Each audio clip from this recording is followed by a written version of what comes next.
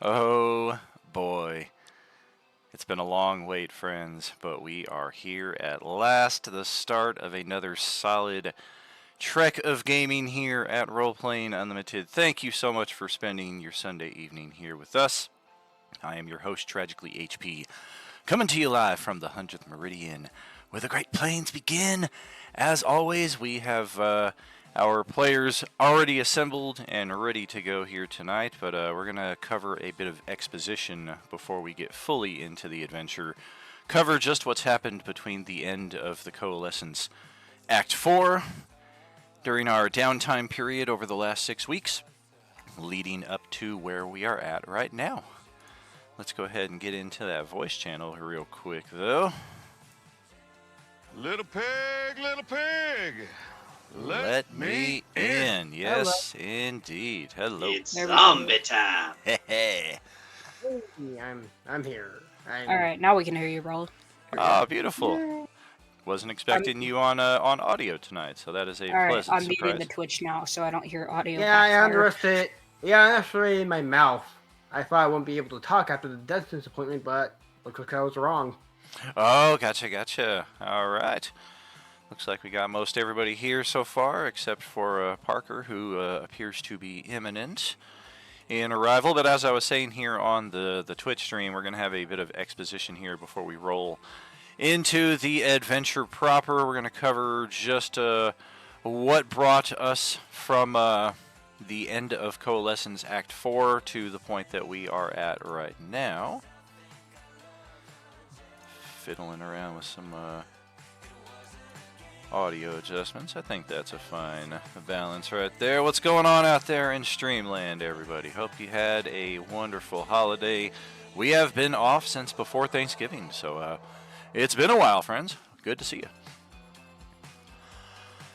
The Coalescence Act 4 ended for both sides of our collective tables with the conquering and clearing and claiming, as it were, of the home bases. These were the castle in the feudal Waterdeep setting and the shopping mall in the Orange Enemir setting. Since those bases have been claimed, during our downtime period, we were all collectively somehow placed within the same realm, seemingly under the auspices of the Time Mistress, who brought you all there, basically said you had all done a great job in clearing out a sufficient number of the undead, finding a safe place for you to get a few long rests in while she conducted whatever ritual it was that she had in mind. The plan ultimate goal was to realign the broken timelines that we have all been experiencing since the Coalescence Chapter 4 began. And over the 6-7 week downtime period, our characters did a lot of role-playing, a lot of bonding. We had a special celebratory feast on Thanksgiving Day. Some of our characters, all of our characters, are entitled to the bonuses from that event. All of our characters may not necessarily have, as of yet, claimed them, but this is one of the few things that there's no expiration on, so we'll keep reposting that until we're sure everybody's got their bonuses on that. 12 degrees outside, goodness gracious. Man, it's like freaking like 50 out here right now. I don't want to super interrupt. Didn't we have a new person joining us, Battle Ready? She is unable to join tonight. Okay. She is who I mentioned as far as the excused absence, I think. Okay, got you. Yeah, she let me know last week. But yes, indeed, as our characters continued their downtime, we reached the point where training our respective feats, skills, proficiencies, etc., became an option for everybody who wished to participate. The Orange Peeler 1, Orange Peeler 2, I believe the Orange Juice feat as well. A few of those were able to kind of get spread out amongst our tables. A few random feats as well, such as Warcaster. I think Alert may have been trained. Several of our characters took the option to do some self-training, try to gain expertise in some skills they already had, try to naturally increase one of their attributes through a lot of book learning, through a lot of physical exercise, whatever the methodology was. There were paths open for characters to do that. So we had a lot of interaction going on over the last 7 weeks in that respect. We learned that a few of our NPCs are downright impossible to live with. They seem to just enjoy the ever oft-quoted misery loves company. No one more so than Scott. From Scott is Tuesday crew, I do believe. Sometimes I mix up those Monday and Tuesday crew NPCs. But he is just a miserable SOB, and I mean, we've got it about as good as we can have it, and he's just one of those guys who finds something wrong with everything that happens. Like, you could deliver a 5-star presentation to him, and he'll find a reason to make it 4.9 stars. He's just that kind of nitpicky, and that's a very kind way of putting it. He is an asshole. Additionally, we learned that... man, I forget who the other unpleasant one was, but Scott definitely took the cake in that respect. We had an issue with the Arnold Schwarzenblade, the sentient Vorpal sword that was possessed by Varys on Sunday Morning Crew. It had been nothing but beneficial up until the point when we finally found some downtime, and this sword it just turned out to be the most chattiest, annoying weapon that any of you have ever had the pleasure of meeting, and that's a pretty short list for most of you, I would imagine. After a single night of this going on and very little attempted resolution to get to the bottom of this, the owner of said blade opted to throw it inside of his bag of holding, and from there, somehow inside the bag of holding, the sentient blade decided to basically just go on a tear and destroy the extra-dimensional space from within, and all of possessions that were also inside that bag of holding were lost. The location of the blade, the best fucking blade in the galaxy, that's right, a natural 20, I cut off all the heads. We don't know where this thing is now. It disappeared, of course, once the bag went poof. We had, Yes, we had the arrival of Zas Tam to our respective communities, and he made a most generous offer that I'm surprised most of you did not take him up on. In fact, everyone unanimously refused. A free ticket to join the army of the undead. Lose your free will, your sentience, and become beholden to the designs and danes of creatures that you don't really know their methodology. And what the purpose was for this, who knows? It may have just been something as simple as a boast. That's certainly how it seemed to come across, but there may have been something deeper to it. We may find out more about that at a later point. We may not. With no one having taken Zastam up on his offer, however, he departed. We had a few last bits of roleplay. Additionally, one significant event involved a certain book with a desiccated tongue pinned to the cover. This book, out of game, many of us know it now as the Tome of the Stilled Tongue.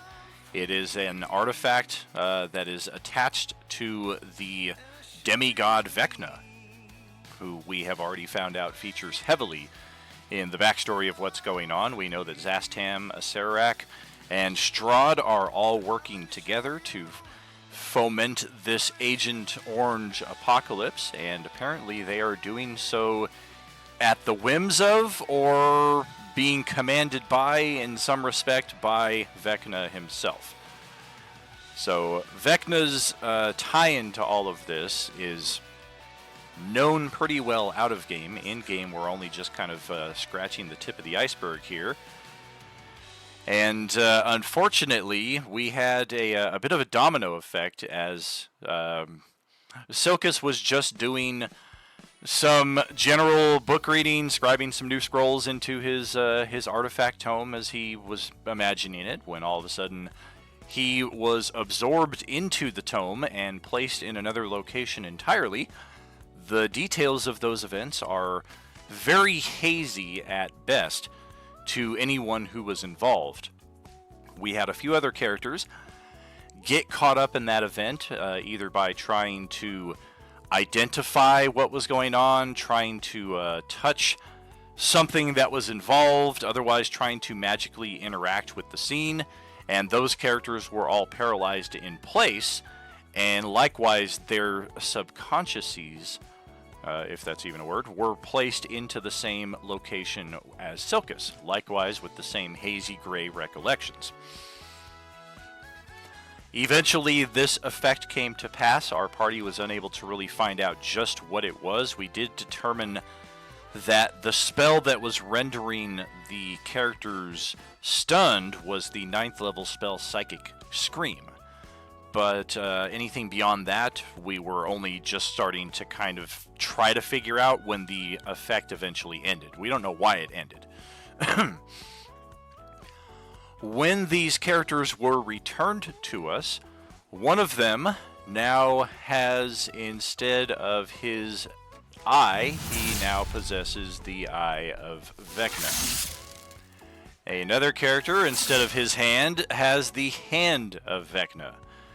The other 3 characters who were involved in this event did not have one of their appendages or vital sensory organs replaced. Instead, they appear to have had their souls removed from their bodies. This is reflected by a constant cold and numb feeling, a certain level of apathy almost would be an appropriate way. Just a kind of doom and gloom would not be an overstatement as well. Without your soul, there's kind of and knowing that you don't have a soul, having directly been told by an angelic being, there's kind of a mind game that's now in play for these characters that's almost like, well, what's the frickin' point now? Like, somebody has that which possibly contains the rest of my eternity. So, still some threads to pull on in that respect. Brief interruption here. Thank you for that 10-month Prime gaming sub there, Cowboy Ken. Much appreciated, buddy. Coming up on a year. We got a lot of friends coming up on a year here. And we are still trying to figure out just what happened with the Tome of the Stilled Tongue. That does also beg the question, what has happened with that tome? But that would appear to be not this Tuesday's, but next Tuesday's problem. We're not going to go too much into that, as that party is not currently here, nor is that character, although the player who plays him is. And at last, the Time Mistress completed her ritual, descending back into the midst of the characters who were undoubtedly very eager to find out the results. She simply informed that there were powers arrayed against her that were battling her every step, and she does not believe that she was successful in completing the ritual to restore the broken timeline. If anything, she believes firmly that what we have experienced as 2 broken coalesced timelines is now going to be 3 broken coalesced timelines. Excuse me one second. Alrighty. And those 3 coalesced timelines are going to represent our Monday, Tuesday table, our Wednesday, Thursday table, and our Sunday morning and Sunday evening table, which going forth are now being affectionately referred to as the Swan and the Stew Cruise. Alright, good stuff there. And that pretty much brings us up to speed. Now that the second coalescence has taken place and all of our characters, for the most part, have been shifted to a different location entirely, whether it's a different place or a different time or both. This table is unique in that they are still in the same spot. We do share this table, this campaign, this section of the story with Sunday morning, but until now they have played in the feudal Waterdeep side of things, so this is going to be a new experience for them, being on the Orange Enemir map and having quests in this realm as opposed to where they were. They had some unsolved quests that they were still trying to get to the bottom of over in Feudal Waterdeep, and now they are here in Orange Enemir, and they will help your group out on occasion. They will likewise have their own stories. That will be next Sunday morning's discussion, though. For now, that pretty much brings us completely up to speed. Let's get on our live scene here. And yep, we've got our assembly of characters, our swans up here, our stews over here. Still one character short here on Sunday night, but hopefully she will be with us next time around. Parker's going to be stuffed since I have a vendetta against her. Absolutely. Sounds perfectly reasonable. I think most everyone took the stuffed one. That was a pretty common one, absolutely. Is your microphone in a different area? You're coming in a little lower than usual. Any better? A little bit. I increased your volume as well there. Okay. Alright, so yeah, we got that. We got our recap all set. Somebody is blasting the hell out of this area with spells. Good thing it didn't hit any characters. I might count that as play it as it lands. And of course, any of the Thanksgiving bonuses, make sure to just notate on your character sheet what the source is. Plus 10 hit points isn't something that will stand out as obviously as some extra additions, but just for completion's sake and uniformity, we'll keep it the same. And we went over this yesterday. We have our pool of NPCs here that we can choose to take one of them with us. That's going to be kind of our role going forward here. We'll keep the other NPCs back at the home base to look over things while we are gone. Remember that before the Time Mistress dissipated, she did tell you additionally two things. One, that the next time you guys meet her, we may not be friends. And two, she gave your group 3 gossamer bulbs that are filled with this magical energy that will open an ethereal tunnel connecting whatever your current location is back here to the mall, so that you are able to get your long rests and your between session mercantile as comes up. But that's an interesting thing as well that has not yet come up with this table, is we no longer have a merchant for the Sunday tables. Monday, Tuesday, over in the future Earth of this setting, they have taken Moorlander, or not Moorlander, they have Vorn and Nor with them, and then our feudal Waterdeep characters still have Moorlander in their employ. So we will definitely have a Find the Merchant quest again here in the early goings here for this group, but it's probably not as urgent of a matter as it was last time around. At least this time we've had some downtime, we've had a few opportunities to spend some coin, upgrade some gear, and yeah, so that's just one thing to keep in mind, especially for our epic and super supporters. If you try to summon the merchant, there's nobody to summon at this point. You might summon Hesloff, who might just be like, "Did you guys choose me finally? Can I come with you?" Sorry, dude, you have 4 hit points. What are you gonna fucking do for us? I don't know, man. I just want to go up to level 2. Well, I can't just drag a random dude inside of the mall into the fucking thing to force him to give us something. I mean, you can, but you also have to, like, equip the merchant as well. Otherwise, you'll just summon the random dude, and he'll be like, "Yeah, that'd be cool if I could get you that. How do I do that?"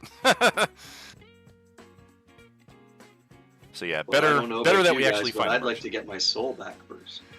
That's a small thing right there. We don't have to worry about that. I'll deal with that I'll deal with that next Tuesday. You'll see.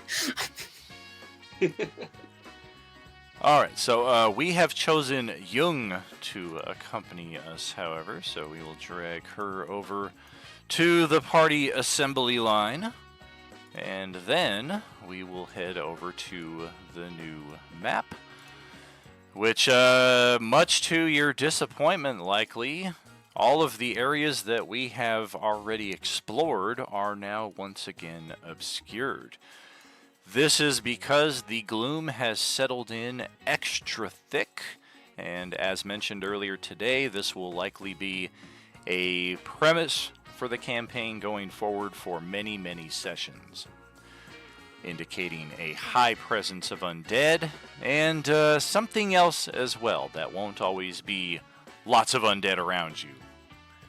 But yes, the gloom is very thick here. We've got that represented pretty well on our map. And yeah, this is our starting scene. Welcome back, friends. Any questions or logistics or anything like that that we need to tend to before we get rolling?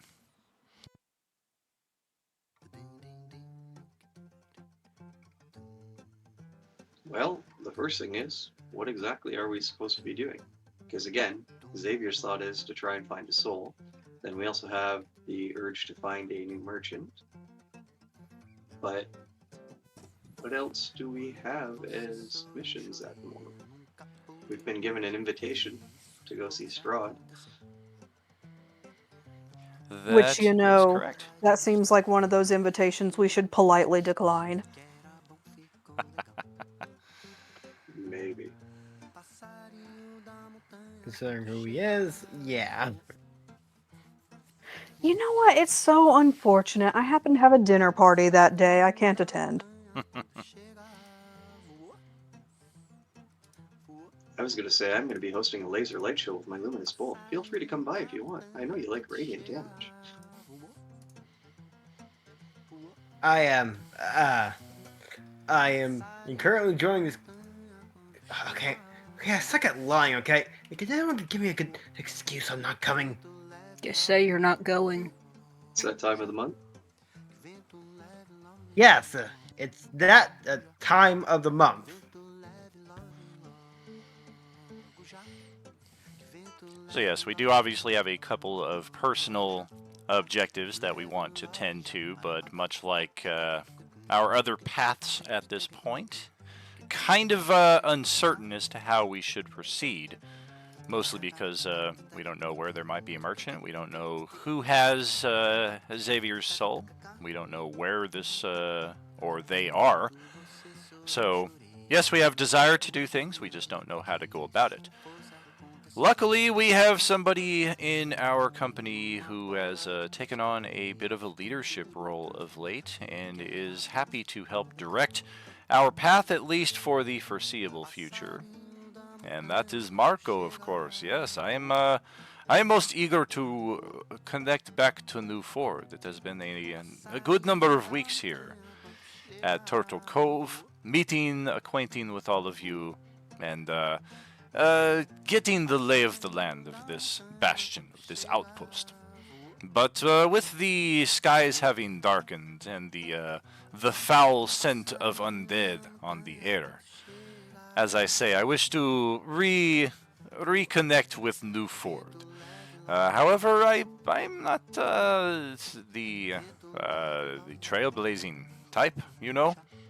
So I recommend, and I will make same recommendations to Sunday the Swan team when their time comes. But for you, we have procured a most interesting vessel. It is something you are familiar with, but may take a bit of training to operate. And he leads you over to the docks, the marina, or the marinera, as it were. And there's a pretty nifty little sailboat that will neatly hold your crew right there. And using this vessel, you should be able to quickly circumvent the need to go around the Lucky Lake. Touchdown in the community across the way. I've been told that this is like a hippie commune, if you are familiar with such things. They pay homage to the deity. Oh goodness, Carios, I believe it is, deity of luck, fortune, things of that nature. I am not superstitious in such things, but this is what I have been told about what you may expect in this community. So link up over there, find out if they know anything about what is going on at the keep known as Nadiara, which should be further to the west of Varsmail. And once you have obtained this information, I recommend exploring the keep. As he says, there is an ally there who may be of use. I have no doubt. We all suspect this will be a heavily defended, if not even a trap of a situation. But you are capable and experienced adventurers, and I think this will be an opportune time for you to show the proclaimed master of this realm just who he is dealing with. So that's a great idea. I do have a question. Hmm. That river that's just south of Vereshmiel, or whatever it was called, is that the one that would head straight to New Ford? I do not believe it does. It is possible that it will eventually connect, but I believe this river will eventually bend to the north and go into the dark woods. Okay. I was just curious, because if that was the river that goes past New Ford, I was going to say, why not just shoot straight up the river to New Ford? If this turns out to indeed be correct, yes, after you touch down in Vereshmiel, get lay of land and what have you, and boat will work on river, nothing stopping you. Either way, you have my arms to protect. 17-month sub from Mesmera 13. Welcome back. Thank you. Good to be back. Woo woo woo. I like the idea that Preu is just kind of like prodding at the sailboat, just trying to figure out if she'll fit. Well, you fit inside of a van. I'm sure you'll fit on a boat just fine. I wonder if we could enchant the sailboat to travel across land. I would like to see that if you make such a thing happen. On it. Hang on. Where's my spell list? Well, a lot of my spells are earth heavy too, so we might be able to work together and enchant something. You people with your magic, just swim in the water. Yes, this boat is not a magical vessel, as I am aware. It is something that may be of use to our community in the future. So if you are able to ensure its good condition and its safe return, I would recommend doing so. But it is not something. It is something we found. It is not something you are going to be held responsible for. All right, out of character, who's got enough money for me to spend to craft it into an airship? Depends on how much that is. An airship is considered a common magical item, and it's usually 20,000 gold. So no. I've got 4,000 I could put into it. I would say the answer to that is probably going to be no, but we can. I mean, if we're pulling money together, yeah, we can do it. But I mean, do we really need a fucking airship? Of course. The answer is always yes. You always need an airship. Yeah, that is true. The answer is you should always have an airship. It'd be fun. Exactly. Gotta be like Final Fantasy. I can help a lot with that. I have exactly 5 gold pieces. Genzo is Well- coming in very soft here, or Jax, I should say. Yeah, I noticed that too. Really soft, huh? Okay, sorry. Strange. Let me check my volumes. I have about 100 gold pieces. You got any gold about you? Do you have means of making airship not? Oh, good. How do I define invisible? Yes. Can you make a vessel invisible in skies above? That'd be In a 1 little hour harder. increments, I can. I ask because it may be counterproductive to have such a obvious means of conveyance. You may draw attention you do not want. We do not know what lives up in those smoky clouds above us, you know. Very true. Very true. Although, We could also fly very low. I might also encounter my nemesis. I'm still looking for that dragon. I know I can practically change anything about the airship with my prestidigitation, honestly. Alright, well, either way, let's get on our way. Let's head to this Varish Mal and see what they know. Alrighty. Alright, sounds like a plan. And before we officially roll out, that is the last bit of logistics I meant to take care of here. I'm going to give every table the opportunity to do this within the first hour of our returning sessions. The pre-purchase Beskar redemptions, particularly the long rest ones. Those are ones some of our tables have come to rely on. If you have not seen the posts about these are now pre-purchase options only.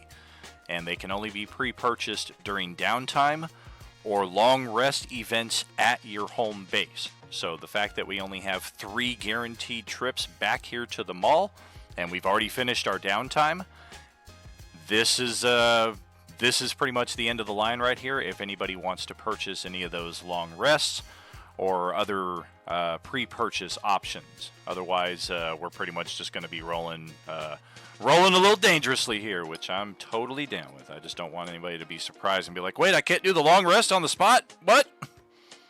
Okay, so if we spend it on the instant long rest, can we stack more than one?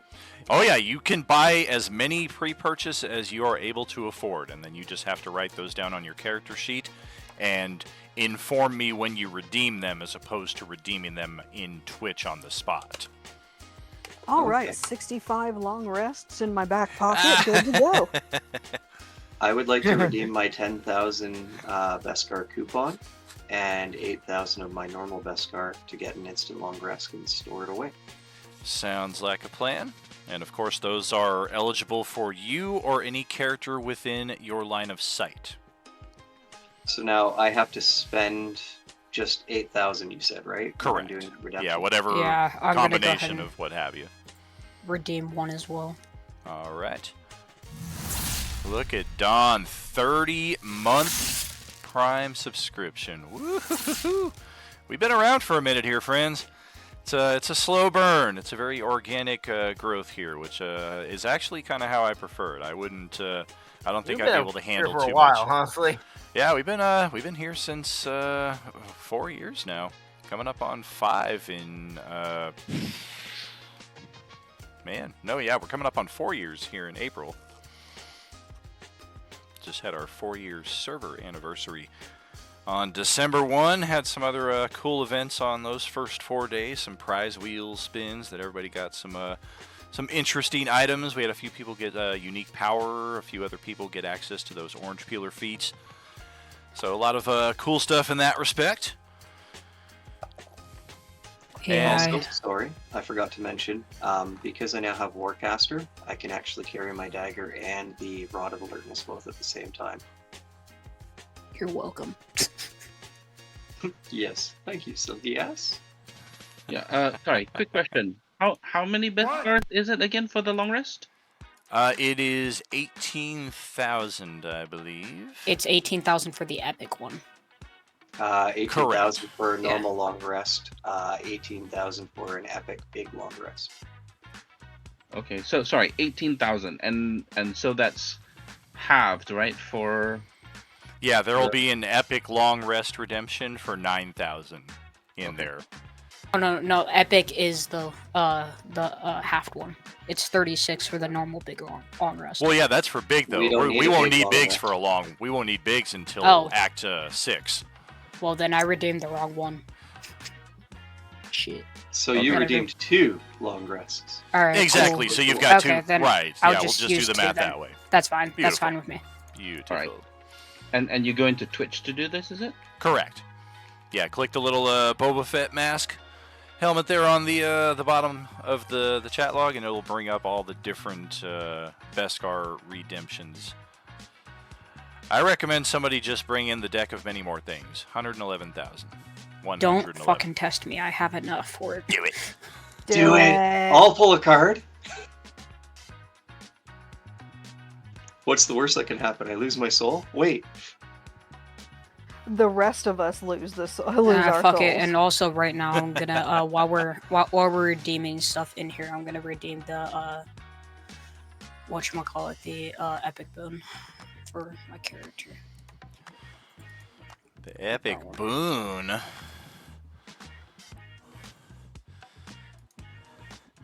Kimberly's like, no. How about no, Scott? Boondock Saints. Whew.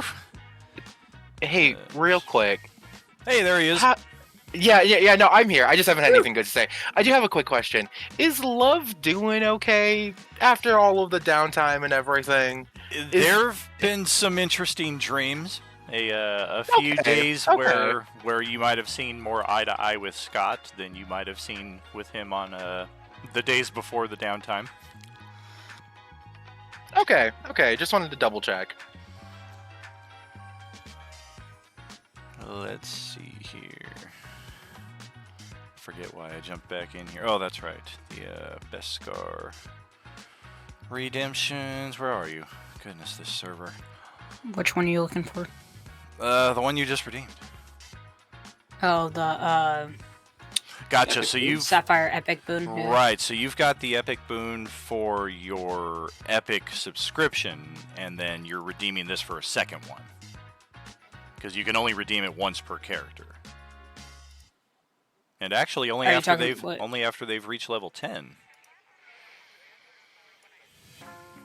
Yeah, if you go into the Beskar Bucks rewards, you can see that unlock gift and epic boon is a level 10 activation. It's the unique power that you can purchase once you're at level 5.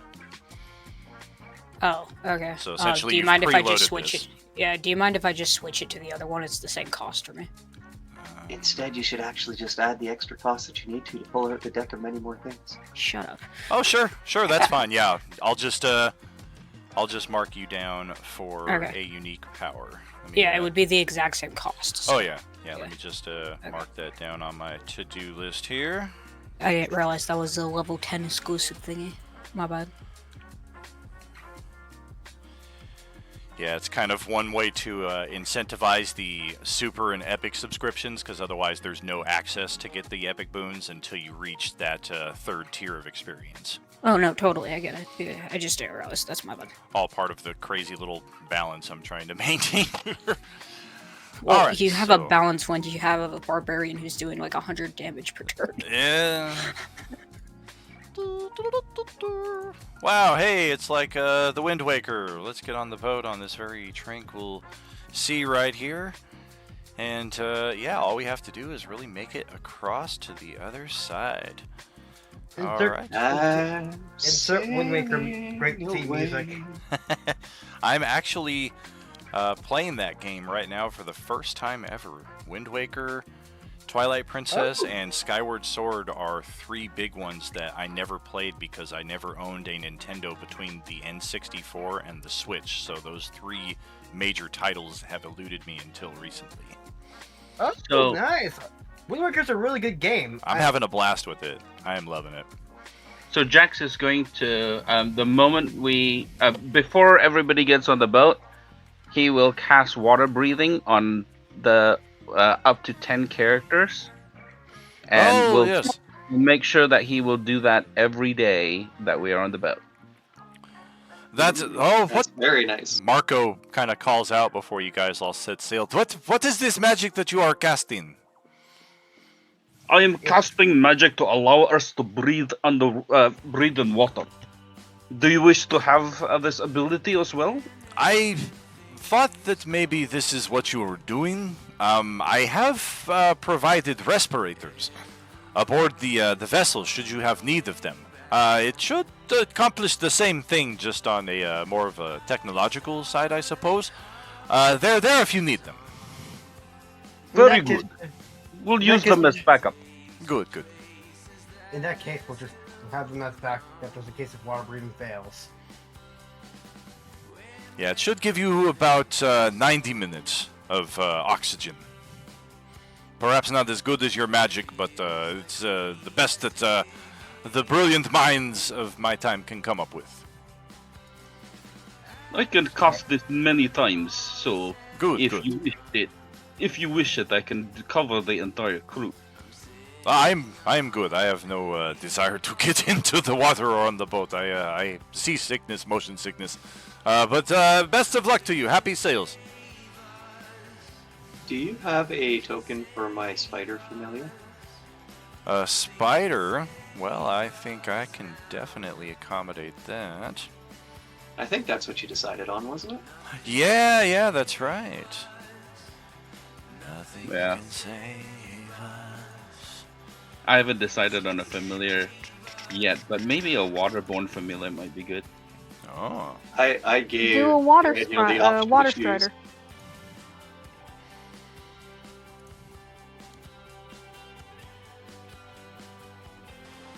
Okay, come on. Here we go. A seahorse? A seahorse. Yeah, there you go. I like that. I like the There you idea. go. Octopus. There you go. Where do you see a horse? Cute. Oh man, yeah, Hey, the temptation. you know what? The seahorses actually have, granted they swim a blistering 0.0001 miles per hour, but they also have one of the highest hunting success rates of the entire animal kingdom. Spider-Man, Spider-Man, does whatever a spider can. Do I have him sitting on my shoulder? That's Yeah, awesome. that'd be more of a henchman, I suppose. But yeah, the temptation is pretty great when I type in spider, and that's like one of the first things that comes up. Well, I mean, if he's tiny-sized, he could be like a little spider on my shoulder. Ooh, let me check this. I think Jax will take a raven only because it fits in with his image. Nevermore.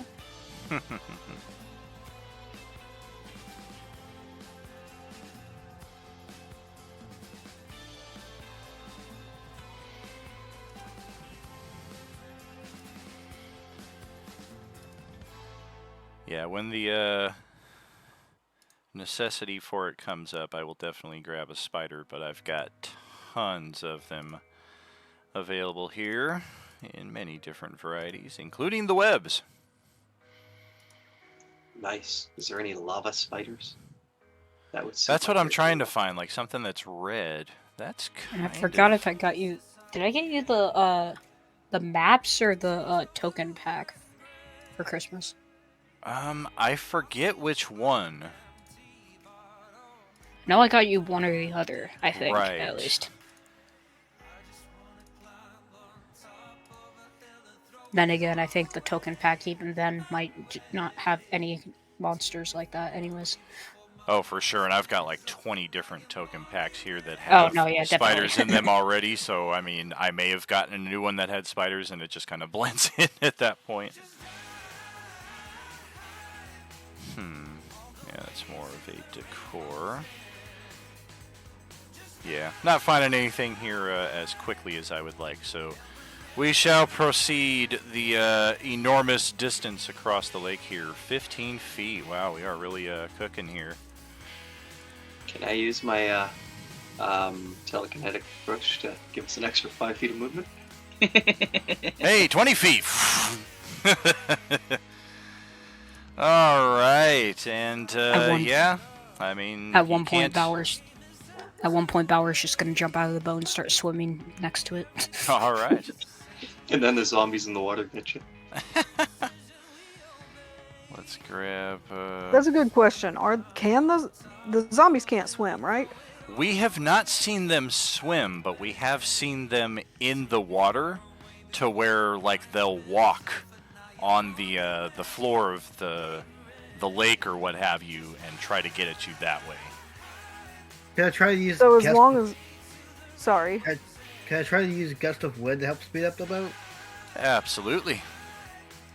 So as long as we stay at the surface, we should be fine. Like, it's not like, that's what I meant, like the zombies aren't chasing us swimming or anything. Exactly, yeah. We have not seen swimming zombies yet. We've seen almost zombies that fly. Like, the zombies themselves don't fly, but they belch those clouds of locusts that can then fly in pursuit. That's the closest thing. So there may at some point, maybe a Class B or a Class A zombie will have like a swim speed or something like that, but as of yet, D's and C's, we have not seen swimming in that respect. Until oh dear God! Is that your boat that looks all destroyed and turned over right there next to that giant frickin' Leviathan? Yes, I think it is. Well, that's a most unlucky passage. Normally I only get this excited when they say the name of the movie in the movie. I'm in danger. The only way for me to resolve this crisis is to become Superman 4, The Quest for Peace. Ah, so that's why they call it that. You're too good at that. Oh, man. All right, well, I think, yeah, let's just start with the big one. Yeah, let's tidal wave. A magical wall of water centered on itself. We're going to have to submerge to do this. So, yeah, we're basically just going to temporarily reveal ourselves here. And you guys see a yellow puddle kind of surround Ballard briefly as this thing shows up. And then it goes back underwater. After which there is a very brief second here, of which we could possibly try to do something. I am open to hearing suggestions to that respect. I will push the boat 5 feet with my hand. Out of the way. Hopefully. Congratulations, we've successfully evaded. We I'm listed still willing lazily to the left. I'm still willing to use gust of wind and just blow to help speed up the boat. That is definitely helping. I did not set the scale correctly on this map, so unfortunately it is a bit longer of a journey, but even at 5 feet per round and the extra boost that we can get from gust of wind, that is unfortunately not enough to evade a 250-foot long, 250-foot high, and 50-foot thick wall of water. Will another gust of wind help with that? It will not. Okay, not question. to that extent. Can I use a gust of wind to make a pathway to carve a hole in the water for the boat?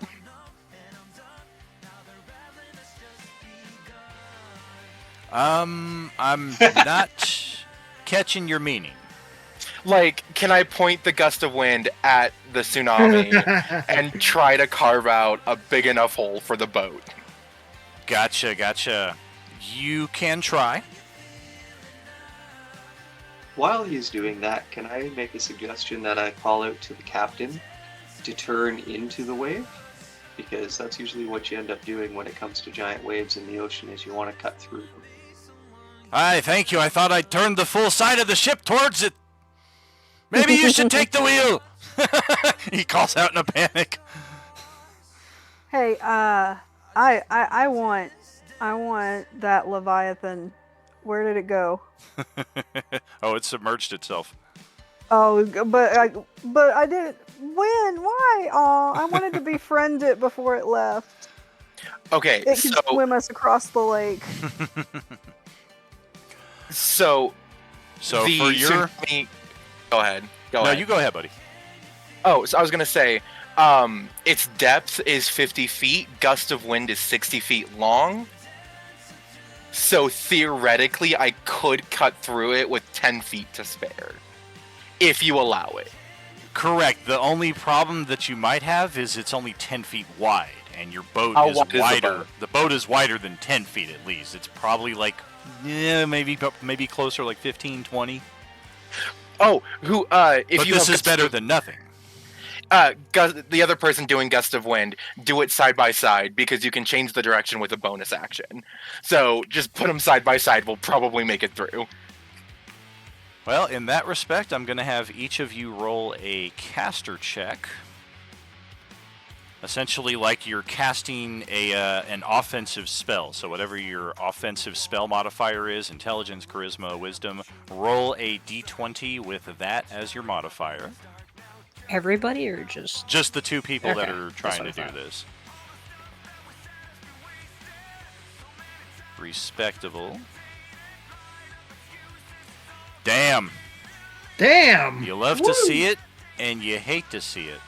Because the DC that I set for you is the DC you have to roll to make against the tidal wave itself, which is a 24.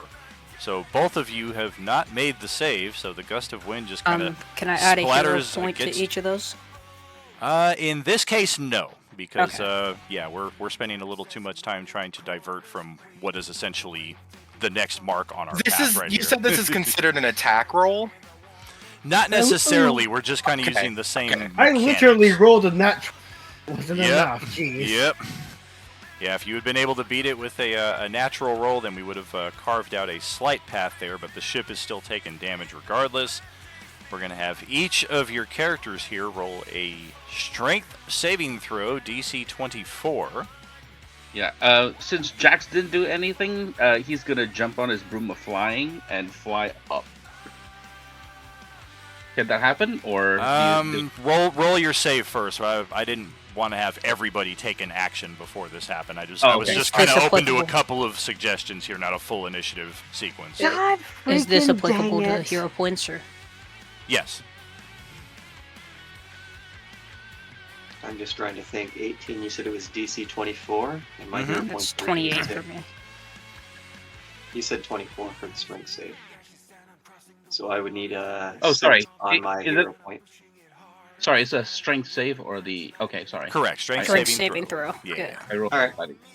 I'm going to attempt to add a hero point to it. I'm going to Do use you- my inspiration. Yeah. Okay. Oh, yes! I made it! All right. Let's see here. Uh-huh.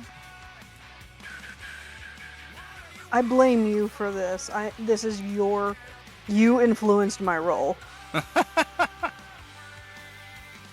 You wanted this to happen. I mean, I definitely did, and the fact that 3 people made the save just means that those of you who failed it are just going to get more hurt in the process until those of you who made the save eventually fail it, because you're going to fail it. Cool. Thanks. Thanks. Love that. Yes, the ship is going to be crumbled, you're all going to fail to save, you're all going to be knocked to 0 hit points, and we're going to move on to the next scene. That will be okay. the Great. quickest process. Yes. Okay. Well, you know. Yes, tells welcome you to want the this to underwater realm. Got it. Okay. I'm not spending my inspiration then. That's funny because my next step was going to be to dive off the boat anyway. Yes, this is a most imperative stop here that the half of our group that did not make their saves here will be most gracious for those of you who continue to make your saves, allowing the slight detour here. Let's head on down and see what we have here. Hey, that worked out perfect, right where we started. All right. It is sometime later when you all revive, thankfully still under the effects of a water-breathing spell, because if it is not obvious, we are completely submerged at this point. The damage and unconsciousness that you fell after just being subjected to tidal wave after tidal wave, constantly being buffeted from one side to the next, this Leviathan was definitely trying to dictate your course to this location. And now that you are all awake, you kind of look on each other and realize, well, now where do we go? Our boat is gone. Thankfully, we are able to breathe under here, but what's the next step?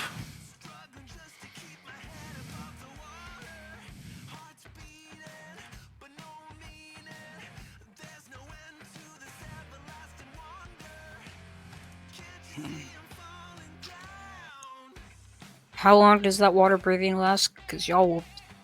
I'm fine 24 without it, but 24 hours. okay. Oh, okay. So Good- y'all will good be to know. fine, I'm sure. I am going to cast this. I don't know why I did it that way. I want to do a brief test here real quick while we can. What do you guys see down here? I see my Nothing. token because I was selecting something. It is I black. see I can nothing. I myself. see blackness and death. Same. I Yeah, see even see- absolutely pretty much. nothing. Hey! Get that token back over there. That was mine. It belongs down there. You should have a second one on the map. This is part of the, you guys don't even see your character names down there? I see my see name, my I see yeah. the name. names, I only but see I my don't see name. the token. Right, that's perfect, because you guys are technically off the map here. This is the solution that I was talking about. Going forward, when we roll initiative, I'm going to have a separate set of tokens off of the map right here that you guys will have your initiatives linked to. That way, when we're playing on the map up here, if you accidentally delete your token, transform into something else, or what have you, any number of normal things that cause you to drop your token from the initiative, it won't matter because you are linked to the one down here, which you will never have reason to access, except when I tell you, roll initiative. So you should be able to click on your token, roll initiative just as you normally would, and then go back to the map, and we will play it from there. Alright.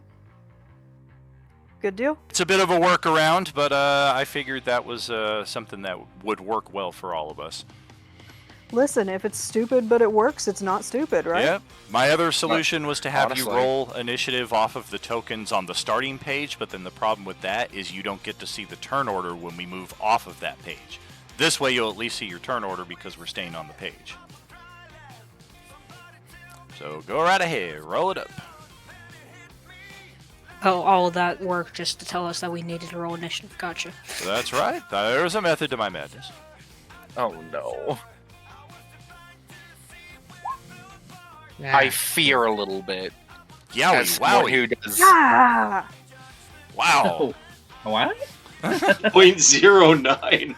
Ouch. You know, that's 008's relief. What? Yeah, after 007 we had 008, and then we got 009 coming in here. I knew I should have stayed in bed tonight. Parker, do you have a negative dexterity? Yes, and it Yes, is I that am negative exhausted. dexterity that will especially thank you guys for allowing this detour at this location. Spoiler Yeah. alert.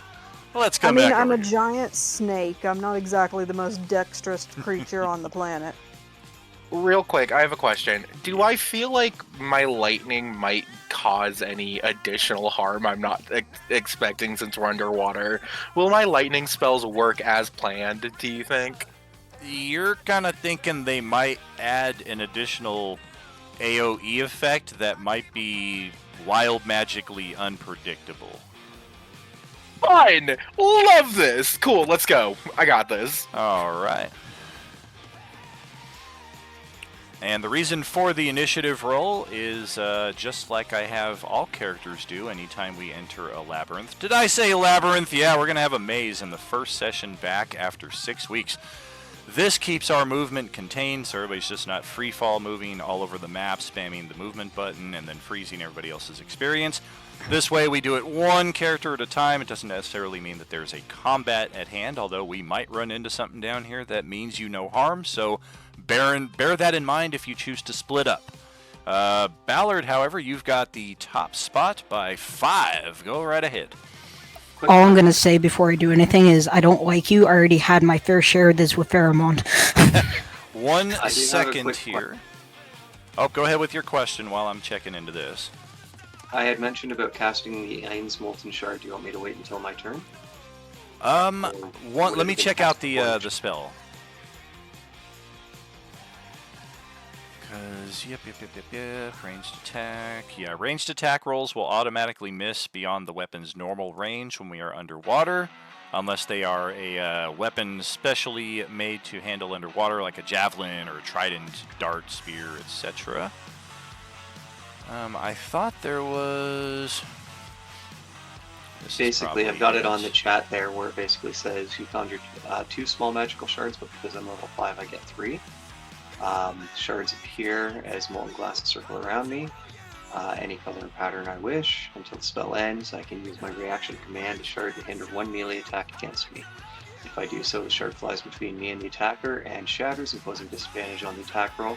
If the attack still hits, the attacker takes a d4 piercing damage, and when all shards are shattered, the spell ends. Yeah, that's fine. Okay, so there is a potential here, depending on how long we spend underwater. Essentially, the pressure, essentially, like every 2 hours that we spend here can impose levels of exhaustion, but we probably won't be down here that long, so that shouldn't come into play here. After every hour of swimming, you have to roll a con saving throw or gain a level of exhaustion, unless you have a natural swimming speed. Yay. Visibility underwater. This is pretty clear water. Yep, your 60 feet should apply normally. I don't know that there's even any passages that are 60 feet long, so most of you should be able to see equally across the board. So yeah, the main thing is I thought there might be like a half movement speed penalty if you didn't have a swimming speed, but I'm not seeing that. So go ahead. Just bear in mind that you do have companions you have to squeeze, a companion you have to squeeze through, and then otherwise you are good to go. So that's 10. Shit, I can't move back. Hold on. Ha ha ha ha ha! You've been swallowed by Xavier's 15. charcoal. That's funny, 20. the water's like bubbling around Xavier because he's got the constant molten 25. effect. That's awesome. Steve Xavier. You guys are all 40, like, did he just poot? No, no, I'm naturally magmatic. 45, 50, 55, 60. Well, there he goes. Somewhere. Did Steve get into my same 70. space? He did go through your space, but then he passed through it. That's Lost as the far as I evidence. can move. I'll move there just so I'm out of the walkway, but that's still the same movement. Fair That's as far as I enough. can move, though. That is with the 10. I have 75, or I only have 70. Never mind. I gotta move back to there, but still. Ha ha ha ha ha ha. How about Xavier? Why don't you take your move? Ah, it's Priyu who's stuck underneath you there. There we go. Don't look at me like I'm frickin' Frankenstein. Give your father a hug. Tucka, tucka, tucka, tucka, tucka, tucka, tucka. Aww. Oh yes, there is a bonus objective here on this map if you find all 3 treasure chests. What? Buried treasure? Yes, indeed.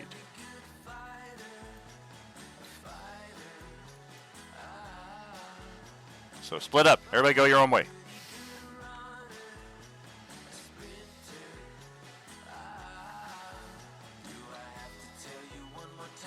Is Mike trying to talk and his Discord is acting up again after all these weeks? Sorry, Most I likely. apologize. I wasn't hitting the control No button. worries. No worries. So I'm I just went glad it my was 30 that. feet. Went my 30 feet down to the space here, Mm-hmm. and then I used my bonus action with my rogue's mantle to teleport back behind Ballard. Okay. And that's the end of it. Or I will ready an action in Eldritch Blast in case anything aggressive comes into my range. All right. Sounds like a plan. Let's pass it over to Levlar's turn then. Cool. Let's see what we're working with.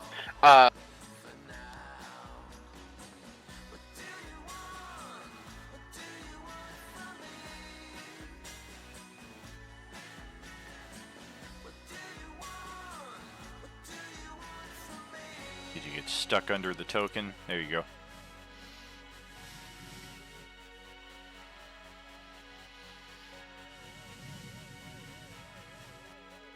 Interesting. All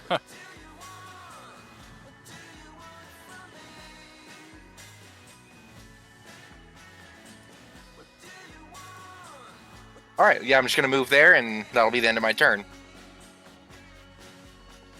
Haha, burning hands underwater. Give it a try. Jax, how about you? Take a go. Okay. This he'll check to see if the broom actually works. Well, that is worth a brief tangent. You can say no. I'm totally okay with it.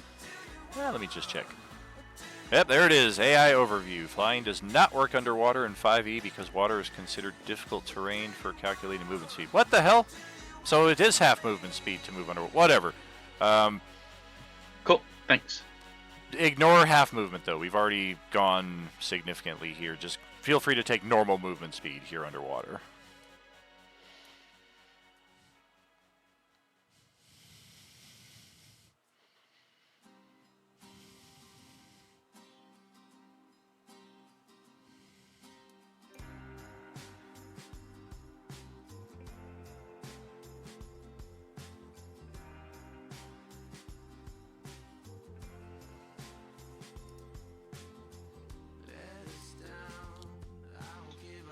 And this is just regular movement, right? So, do we get actions that we can dash for, Oh, yeah. or no? Yeah, you get a full complement of a turn here. So any bonus action movement, feel free to take.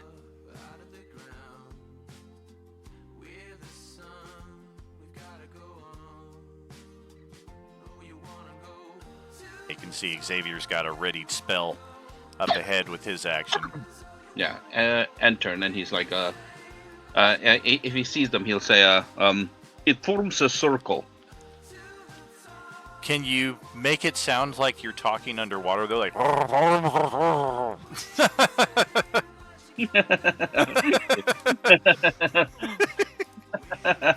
You did it so well, though. Now I can't do it. It's not too dissimilar from trying to do the Chewbacca. Oops, I did a double click. Rala, it is your turn. I was thinking more like I am Murloc, but yes. All right, I think I'm gonna ready a mined silver for the time being. All right.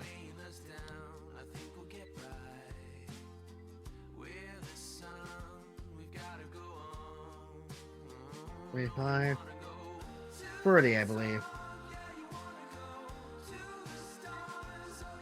It's I double believe that movement to should be- go through Preyu's square, so you'd actually be back one. That is correct. Yeah, exactly. Cone of steam. Okay, like this. Psh, looks good to me, man. All right. And now Priyu's turn.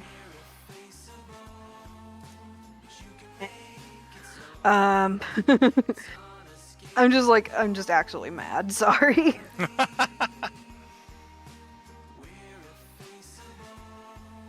Five, 10, 15. Snakes love being underwater. You'll be fine. I wanted to go from that corner to this corner. Oh, okay. To the year of the snake. Is your character by chance a water snake relative? I had made her basically an anaconda, and they do swim, and they do most of their hunting in water, so kinda. My anaconda Nice. don't. My anaconda don't. Want Don't none you unless start you- that shit.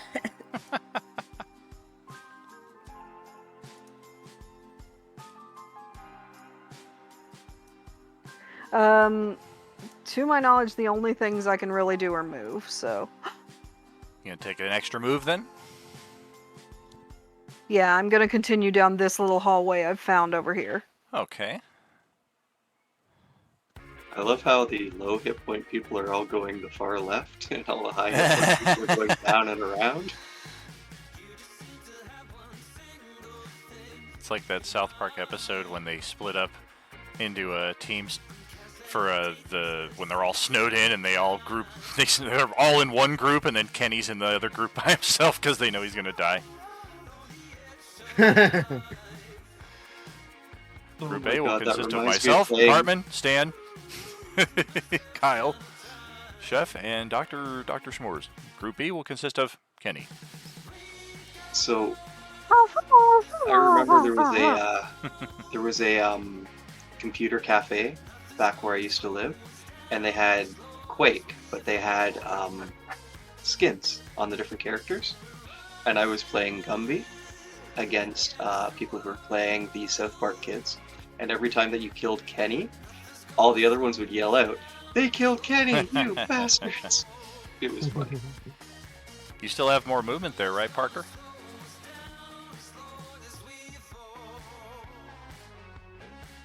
Do I?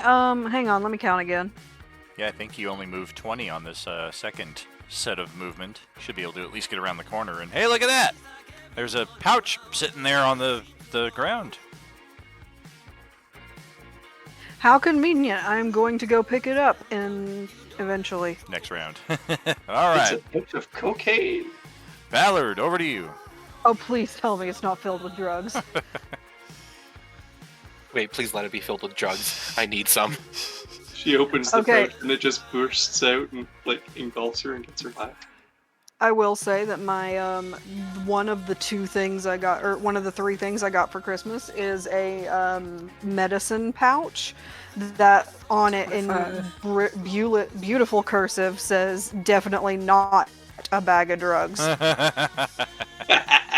Nice. It's the greatest thing I've ever received. Oh, that's great. Before I continue running, I'm going to yell back behind me to Xavier. I'm running to the right as I just take off. That's 50, 55, 60, 65, 70, 7. Hey! I'll take my bonus action dash from Boon of Speed to get up here and open the chest. And there is a chest, but it is locked. But you did find one of the 3 chests. It's locked. Am I able to, fuck, I don't have thieves' tools on me. Shit. Even if you do, you're out of actions for this round, I would think.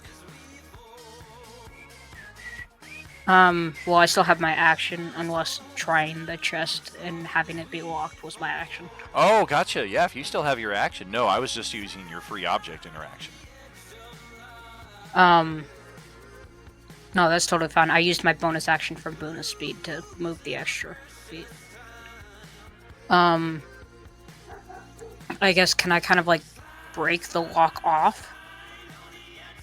Like, forcefully? You can. It's not like a padlock hanging off of there, but it is like a mechanism that you're generally familiar with. It looks like an old pirate's chest. You could probably break it off, especially since it's been submerged for what looks like a while. It's probably not that strong. Alright, Athletics cool. or weapon attack. Yeah, I'm gonna try it with my, yeah, we'll just do athletics, fuck it. 20. Good enough. Alright, Cool. chest pops open. Within are 190 coins of gold and 2 potions of greater healing. Boom. Cool.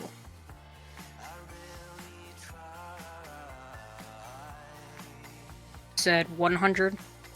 190. 190? Okay. Yeah. And that is the end of your turn there, right? So we can pass it to Xavier while you're jotting that down. I got a couple more movement, but that's Oh, okay. the rest of it, yeah. Yeah, I this got to room is- here for 70, so that'd be Sure. 75, 70, 80, 85, or 85, 90, 100.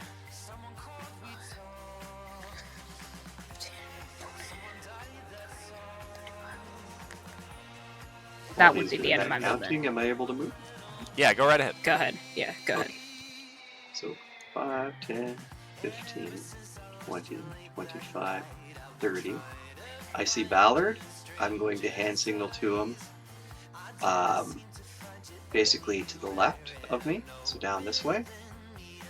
And Can you make then, the hand signal sound like it's underwater?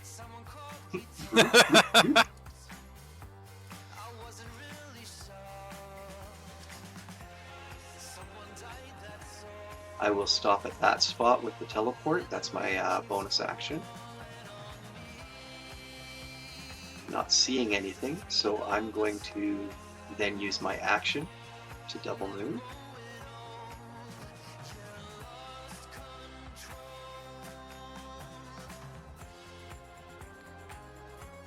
Oh, that's funny. It's a stare down. I see Priyu at the end, so I'll wave at her, and I will move the 5 feet more back over this way, and that'll be the end of my turn.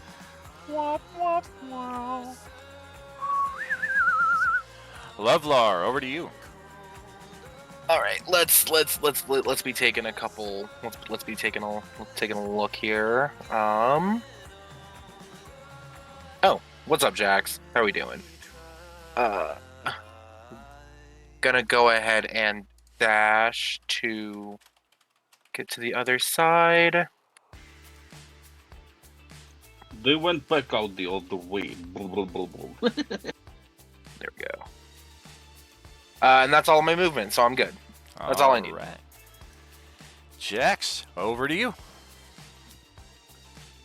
He's seeing out that most of the people are around here. He's a bit concerned where the others are, so he's gonna go the other way.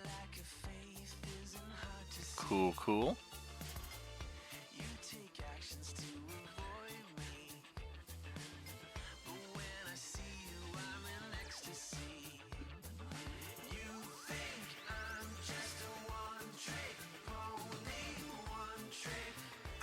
Okay, I think that's 30.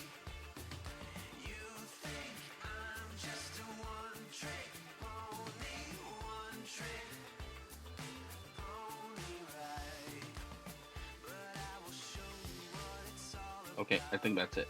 All right. Looks like you found Priyu around the corner there. And it's over to Rala up next. Well, Jack's over there. I'm gonna go over to the other side. 1, 10, 15, 20, 25, 30. And since I don't see anything, I'm gonna dash. 1, 10, 15, 20, 25, 30.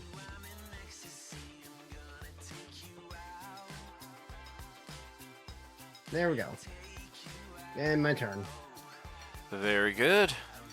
And Parker, over to you.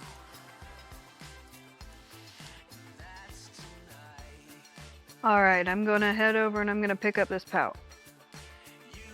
Very cool. Do you Please tell me what is inside the acquired pouch. 120 gold pieces.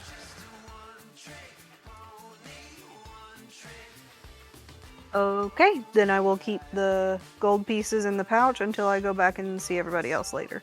All right. Oh, hi Xavier. I'm gonna just scooch past you with my massive bulk in this tiny tunnel. Okie dokie.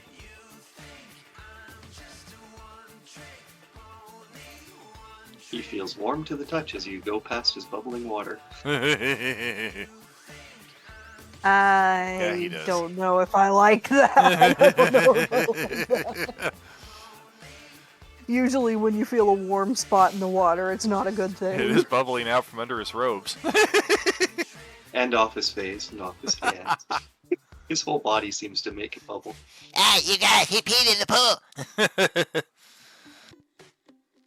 Alright, so like I said, the only thing I can do is move now that I've picked up the thing. Can I continue to move or? Oh yeah, that was a free object interaction. Okay. As long as you don't I like didn't pick know up if that 5 was things. an actual action. No. Unless it's something like heavy and requires like complex interactions, it's generally a free action at least once around to like pick up, stow something, etc. Okay, good deal. Then I will move to right. I believe here is going to be the end of my movement. Next stopping point right there. We'll come over to Ballard then, back over here.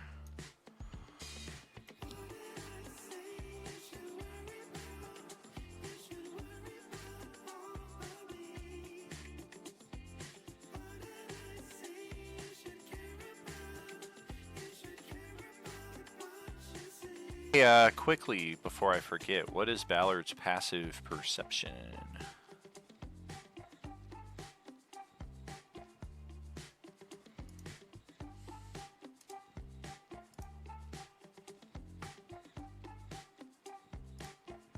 thank you very much. Can I be in charge for a while? There we go. Sorry, my mic was popping up. Passive perception is 18. Okay. In that case, I'm not sure. I'm actually pretty impressed with how well it blends in.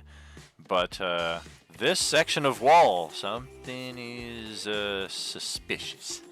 It's mighty sus. Can I tell, like, if it's like a broken passage or? It doesn't look to be a broken passage. You could spend an action rolling investigate to find out more. Even with your high passive perception, you're not like seeing anything more than just kind of like a that wall seemed weird. How sturdy does it look? Smash. Very sturdy.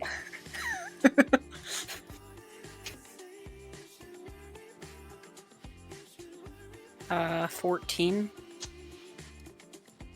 You believe this is probably a wall that can probably slide in to one of the adjoining passages or adjoining walls, or possibly even the floor, but it's likely got a connected device elsewhere here nearby to do so. It doesn't appear to be like a normal secret door that you can like pick a lock or interact with to get to interact in the way that you want. It's probably something that has like a button or a lever somewhere.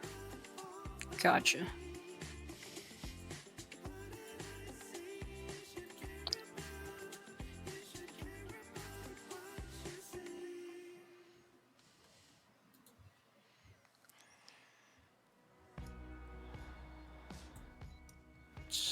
Heading up that way. I hope he's playing Dawn style now with his decimal point movement. I see.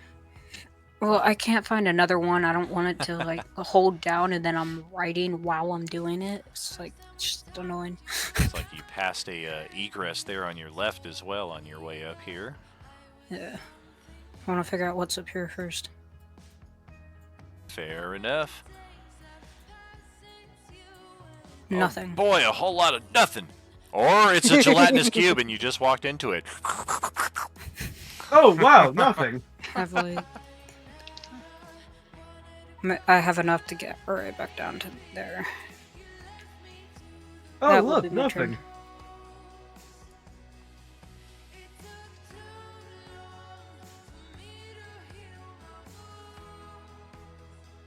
Oh, that's the end of my turn. Well, in the middle of All combat, right. that's good news for me. In a scene like this, it's just kind of like, hey, whatever. Xavier! I'm curious. That would have been 5, 10, 15, 20 feet of movement there. I want to try something, since there's no one else around me right now.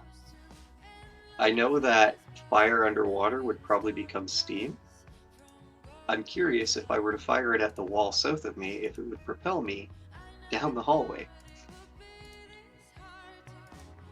So I'm going to try burning hands and see what happens. Because Steamed hams. I'm curious.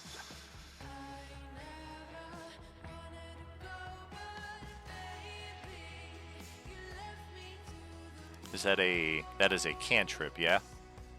It is an at-will for me. It's a first level spell. Gotcha. He has the epic boon for it though, so Sure. it's at will. I can link it. I if would you say want. you'd be able to do a oomph an extra 5 feet out if you can kind of like press your back up against a wall like this. Okay. In an open space, like if you kind of started from somewhere like this, you don't think you'd get much out of it. So all it would do is give me a push of about 5 feet. Correct, an extra little oomph to your existing movement. All right. So that would be 5, 10, 15, 20. Yes, the decimal point movement is trademarked. Dawn is very offended. Okay, so that pushed me to there. Then as my bonus action, I will use my Rogue's Mantle to teleport to here. And then I have 10 feet more of movement. So 5, 10. I see that lever. Can I pull it from where I'm at? With You my- can. And I will pull that lever. All right. And I will also yell into the hallway as I pull it. pulling a lever. Yeah, nobody hears that based on where you're at currently. Ballard does feel and very faintly hear a sound of sliding stone underwater, however.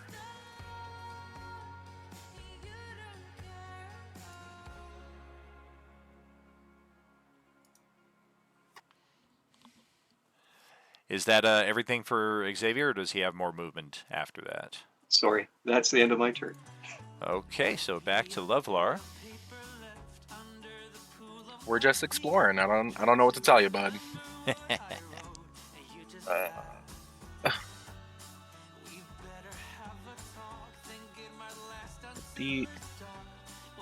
Actually, I'll just move right there. So Rala can. Oh. Yeah, you're not sure what just happened. You feel like time kind of stopped and then slowed down and then sped up real quick, and you're like, where the, what, huh? But you feel like you Cool. should keep going north. Okay, understandable. Then I'm gonna use my extra movement, my dash action, to keep going north. Well, that's a pretty bitchin' looking Warhammer. Look at that. That's all my movement, so I'll have to wait for next turn. Sounds good. Jax, let's pass it back over to you. All right. He'll keep following Priyu because doesn't want a party member to be all alone. Just so you know, when you get to around this area, it's really, really warm at the 1T junction. Oh my gosh. Dash.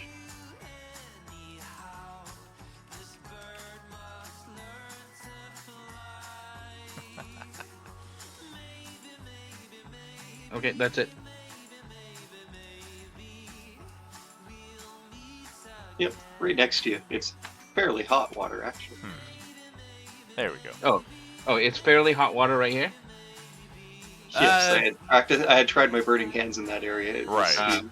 Got it. Okay. Yeah, there's still some bubbling that's kind of like trailing off down the hall to the north here. Rala felt Lovelar kind of approach from behind, and then all of a sudden he just like almost seemed to Quicksilver or the Flash like just speed down the hallway here. Ballard kind of felt something like almost ghost past him here. Then I'll also keep on moving along, I guess.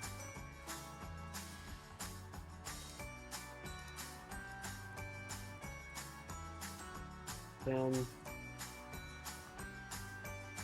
15. 14. Oh, hi, Ballard. How are you doing?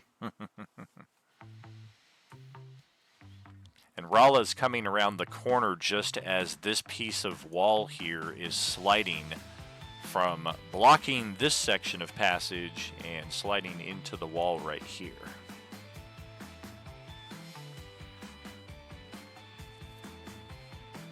Piece of wall sliding? Yep. Yeah, you're close enough, just like Ballard, that you can feel it as well through the tremor in the wall. May I go investigate it?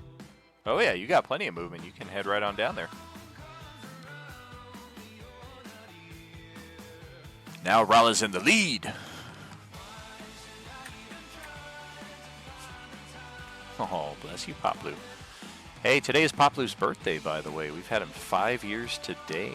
He's 11 years old. Bought him a special little pup pie and a new little lamb chop toy for him to snuggle with.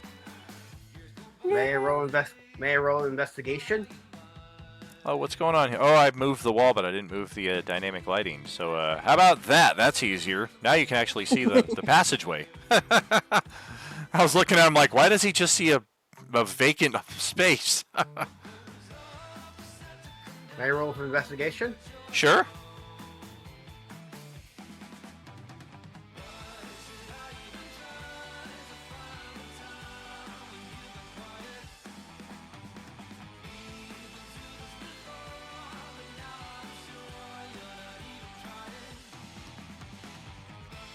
Oh, damn.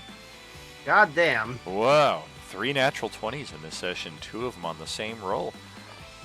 Fuck. Yeah, this is definitely a passage that was just recently blocked off. It appears that based on the markings on the floor and the ceiling, that this has been probably locked off for a great long time. So its opening now is probably pretty significant. Well, since I practically ran out of movement options and my actions been used, I'll end my turn here. All right. And back over to Priyu.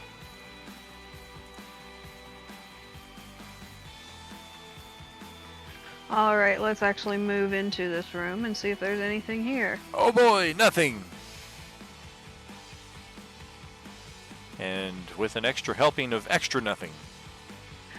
Okay, so that discoloration on the back wall is just that discoloration. It's not. Yeah. Okay, it's not actually anything.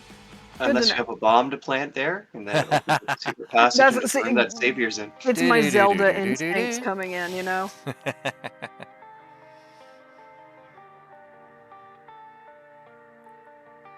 And I will use all my movement to, move away.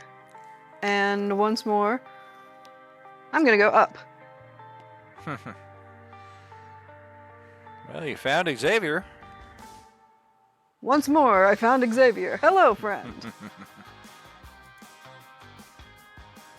I'm gonna wave at Xavier. I found a lever, I pulled it. What about Ballard? Which way are we going now?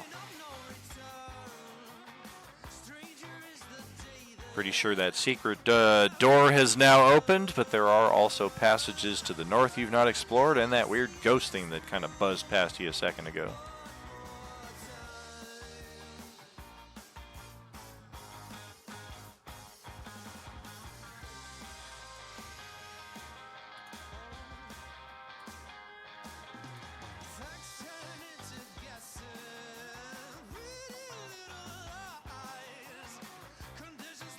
Where's Ballard? Is he not hitting the push to talk again?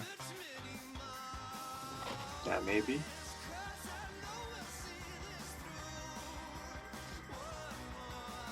Well, that's all right. We're at the top of I'm the here. round here. All right, go ahead and Sorry. do your thing. My We'll take our mic is- halftime after this round. Mic is being annoying right now. Sorry. Alright. You said I kind of heard that thing go off, right?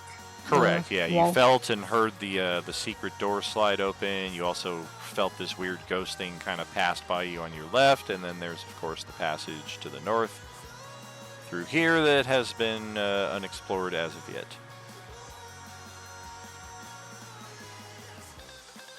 Alright, well, I presume somebody already went over there, so I'm gonna head this way. 10. 45. There's absolutely nothing up here. Womp womp. So I will move back down. So that's what, 25. And I'll take the dash action to take another 70. That's 15. 20. Any of the other parties that I've ran that have ever gone 25. through a maze are like, you call this a fucking maze, dude? This is like the easiest thing ever. 50. Rowlett just got tackled into the wall right there. Ballard just came steamrolling through at 70 miles an hour. That's my movement. Well, all right. That's Xavier who's up next then. All right. Go like, I have a question Ow. for you. Ow. Yeah? As I move 5, 10, 15, 20, 25 to here, this little section of wall looks like it's damaged through. Do I see a hallway on the other side? You do not. There is some brick damage there, but it is not broken through completely to what may be on the other side, if there's anything. Rala, ow. Okay. So 5, 10, 15, 20, 25. There. 20, 30. Bonus action, teleport to here, and You know, move my those 5 Eric foot Coker more got here. fragile bones. And then double move, or use my action, I should say, to move.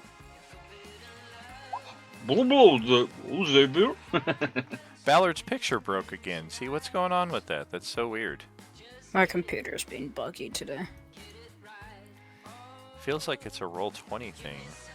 Yeah. I don't know though. And I'll go to there, and then that'll be the end of my turn. Well, okay, Livlar. Cool. Let's pick up that hammer. Dun dun dun dun. All right, you have acquired the Master Sword or Master Hammer or whatever we're calling it. It is beautiful and eloquent and does not require attunement. It is a +1 Warhammer. Fun. You know what? I'll take that. I'll take a +1 Warhammer. Then he is gonna go back through the hallway, and then end up right there. As he uses his double movement and everything. So that'll be the end of his turn.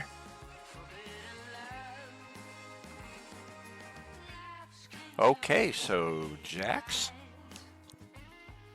Well, it seems like people have come from that hallway, so he'll just walk up towards where Xavier's at. All right. He gets the underwatery. There was a lever up that way. I pulled it, and I don't know what happened.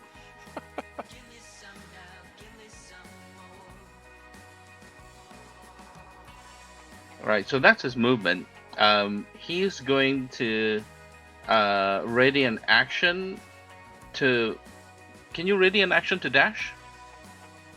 You can, right? I'm pretty sure you can. Yeah, so he's going to ready an action to dash, and he will follow where Xavier's going, because I think he's lost Priyu. Gotcha. That's funny. Priyu keeps finding Xavier, and you found Xavier, and you're like, I don't know where Priyu is. Yeah. So yeah. I mean, he can when he passed the hallway just now, he didn't see Priya, right? Back up 4 spaces. Oh, maybe 3 spaces. There we go. Yeah, can you see all the way down there? Like, she's right up there. Oh, okay. And it looks like she's like basically at a dead end, is she? It looks like she's heading back this way. Ah, okay. All right, that's fine. He'll wait here, and then do the dash action to follow her where she goes in case she needs like a tank around. Sounds That's it. good. All right, so now it's Rala's turn.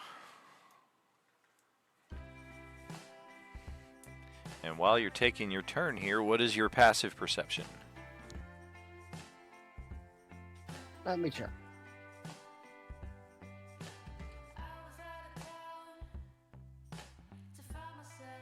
It is a 9.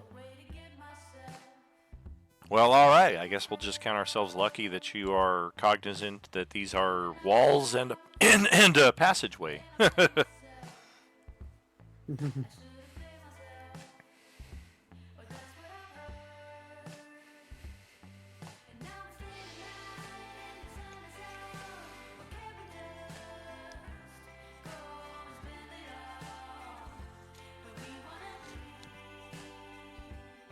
Already a mine silver as I end my turn.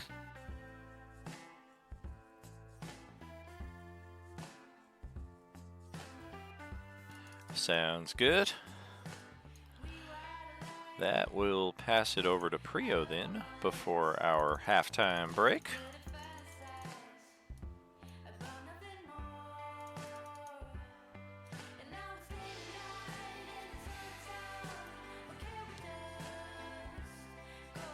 When I get to Jax, I'm just gonna put my hand on his shoulder and shake my head, and then just squeeze past him to go on towards Xavier.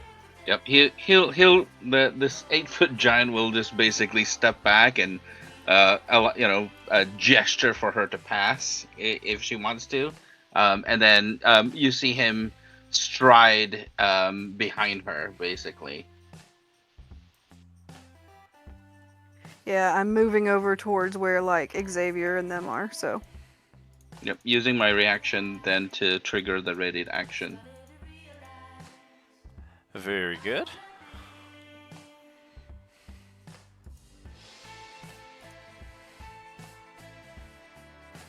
That's where we're calling it for this round. Break time, break time. Yes, indeed. We will send it to our halftime here, friends, and catch up with you in about 5-10 minutes. Continue on with this labyrinth. We've almost completed it. This won't be a multi-session labyrinth, unlike the usual ones that I run. This will be a quick one. So we'll catch up with you shortly, friends. Thanks for hanging out with us, and we'll see you shortly. Are you with us?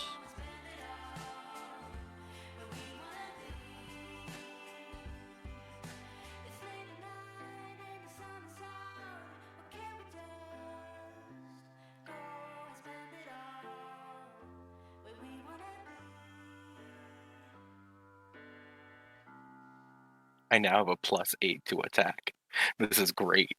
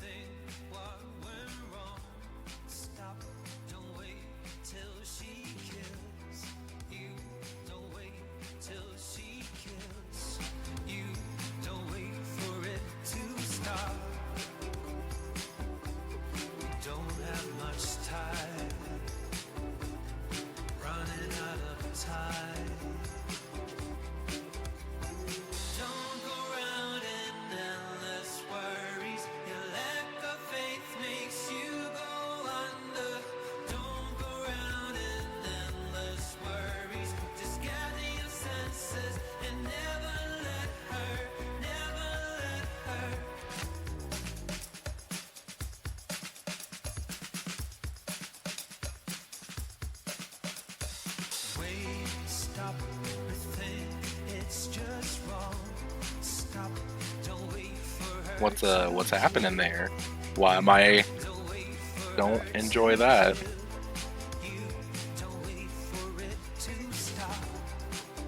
What are you doing? What's up? My token is being moved and I don't know why. Oh, it's probably Dan or something. I don't know. Terrifying.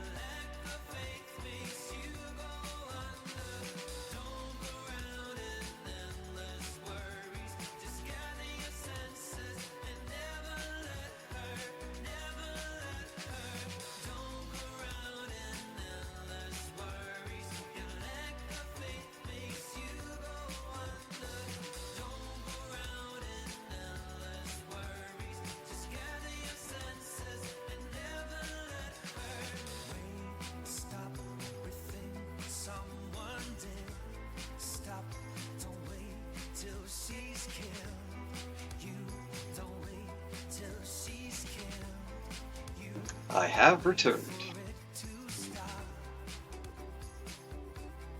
Congrats, you want a cookie? Yes, please. Well, you get a cookie and a golden star.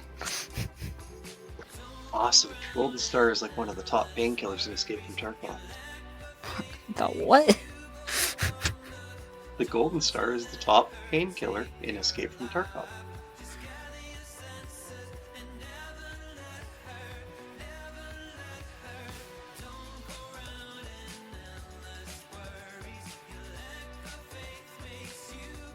And as for the cookie, I like cookies.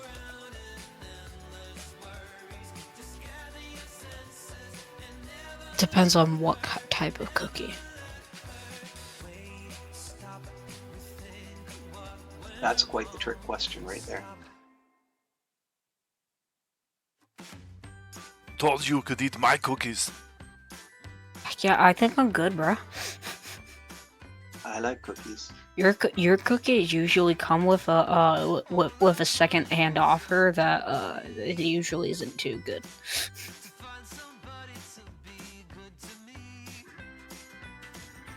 You know, like getting me a legendary book that fucking makes me go fucking paralyzed for like 3 days in game. or lose your soul, right? Yeah, I much rather would have came out of that with a fucking new eye or a fucking new hand, man. I know, that would have been nice.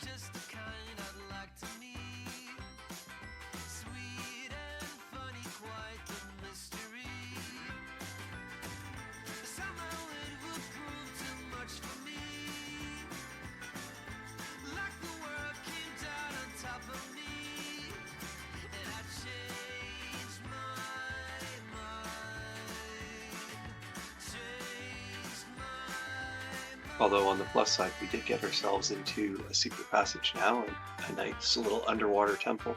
So hopefully something good will come of it.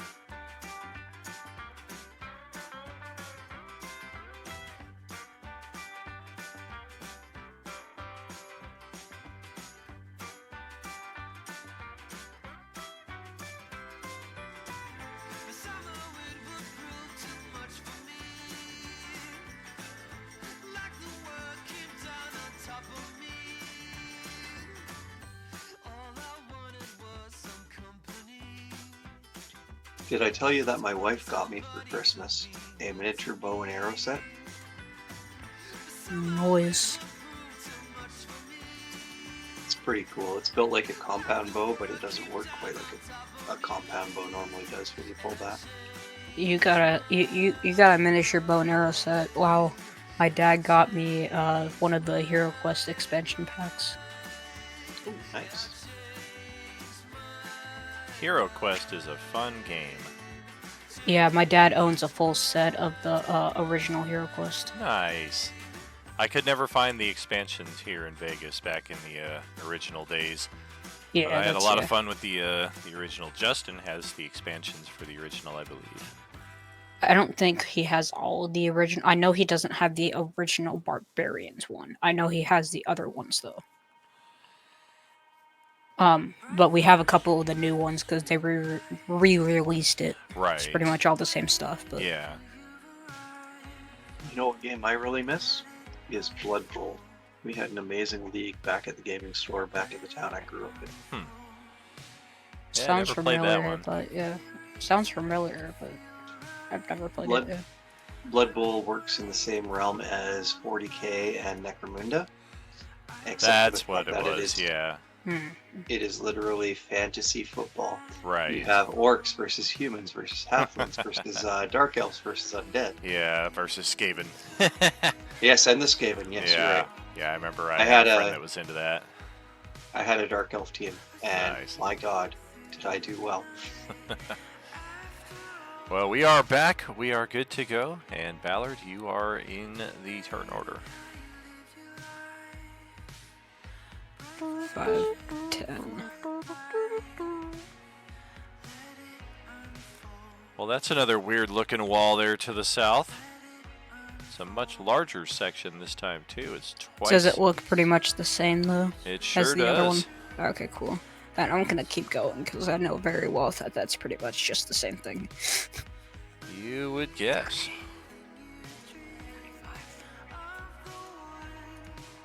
Anything out of the ordinary in this room? Aside from the invisible Tarask, nothing at all. Alright, cool. I'm gonna start swinging in every single space because I got the movement to do it. Alright, well, you just stepped on the star right here, which is actually a Vorpal Sea Star of Doom, and it has severed your pinky toe. Okay, I will continue to step on it. My pinky! Oh my god. My toe! Alright, that's 45, 50, 55. Hey, look at that! Ooh. You found another chest.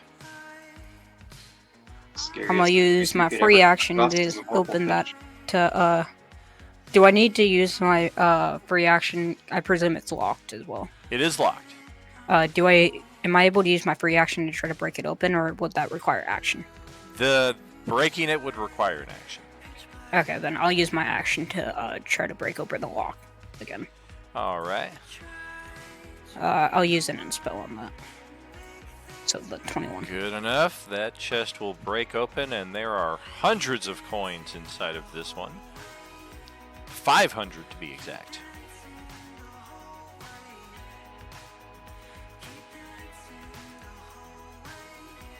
Anything else, or just the 500? Just 500 gold. Alright, that is the rest of my movement, and I don't have a bonus action dash to do anything, so. All right. Well, Xavier is up next. All right. First thing I want to do, just because of where we're at right now, is I'm going to step 5 feet to here. As an action, use Prestidigitation to make an illusory arrow pointing down the hallway in the direction I'm going. It's 5, 10, 15, 20, 25. Then I will bonus action, teleport to there, and then there. All right. That's the end of my turn. Lovelar's hammer all of a sudden manifests into something else with parachute pants. No, just kidding. Go ahead there, Lovelar. Yeah, no problem.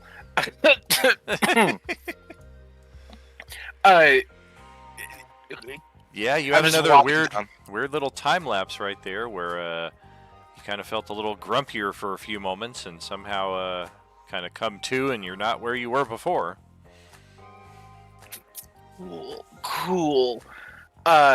He's just gonna fully start dashing as he. Oh, there's a chest. Hey, you found the third chest. Cool. Hell yeah. 3. Can I open it? Is it locked? It is locked. Athletics. It looks or like a it's made weapon out of attack. wood, though. Yeah, I was It gonna is. say. He's just gonna swing his hammer. Sounds good. Two-handed this time, though.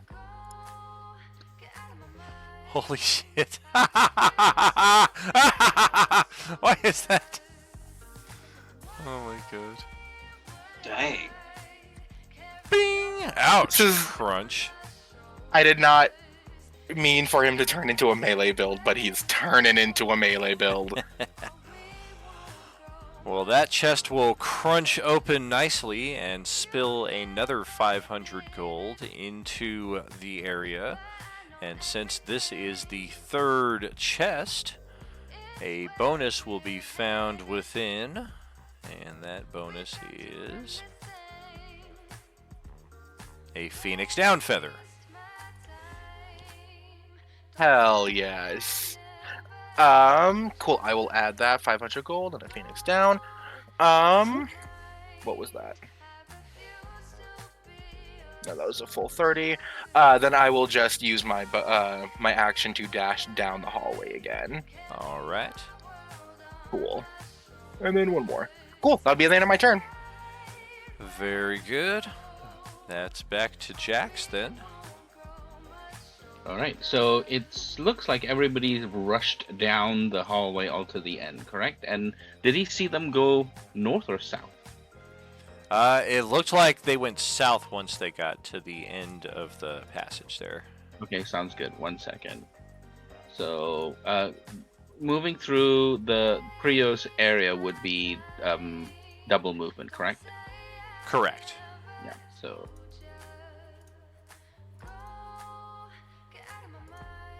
Yes, because trying to squish a giant and like a 40-foot snake into a 5-foot section of hallway is not an easy task. You can go under. I mean, If we played your token true to form, you would, She would take up. you would look like this.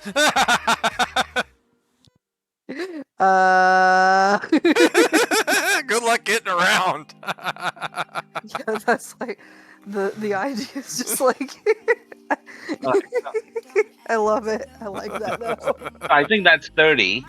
And let's see.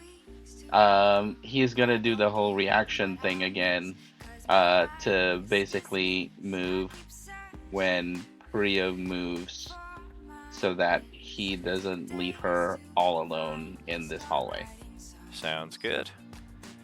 Rala, back to you then.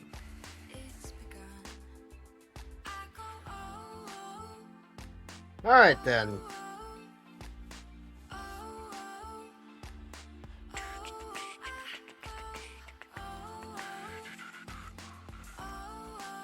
Birdie. I'll take the dash action. The largest nothing chamber so far. Oh, you also stepped on the Vorpal starfish right there, so it's going to sever your pinky talon. 25. 30. I believe that's my all movement basis. All right, and Priyu and Jax's reaction here then.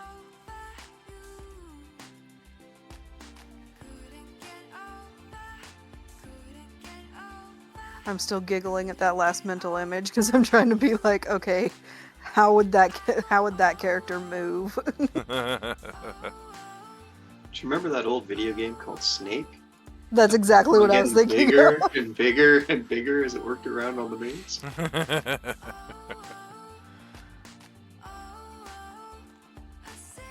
Jax can just start leaving breadcrumbs for her to eat along the way to get bigger. Little pellets going on. Alright, and then moving again. We're gonna go south. Hi, Xavier. What's up, man? Jax, you got your reaction there as well. Yep. And then while you're doing that, Ballard can go ahead and start up.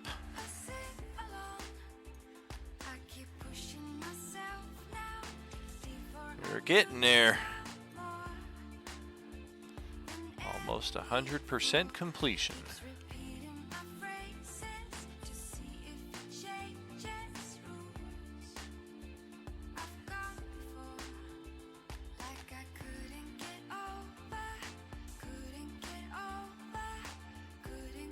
Alright, that's my full movement. I'll go ahead and take the dash action. All right. Well, that's a dead end.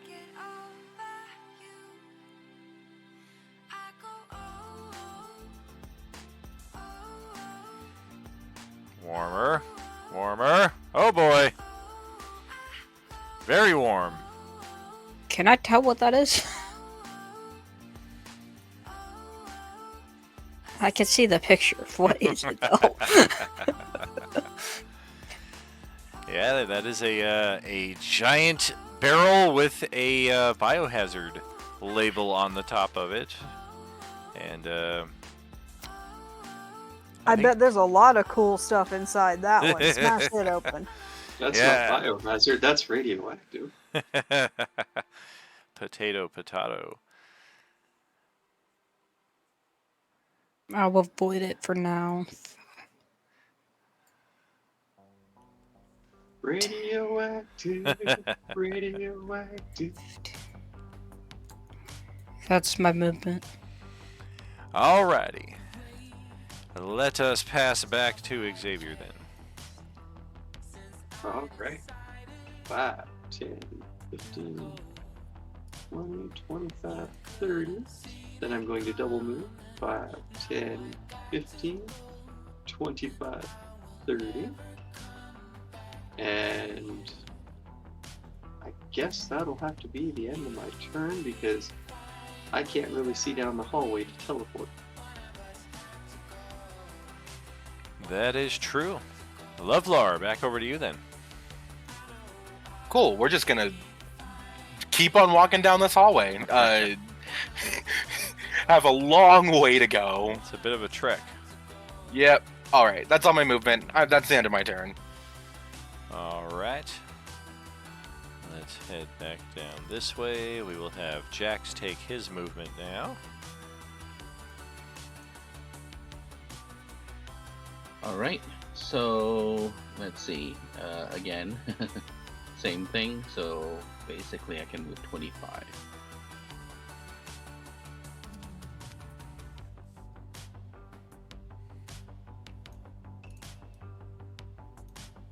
All right, and then, yeah, since it's just a hallway, he's gonna continue.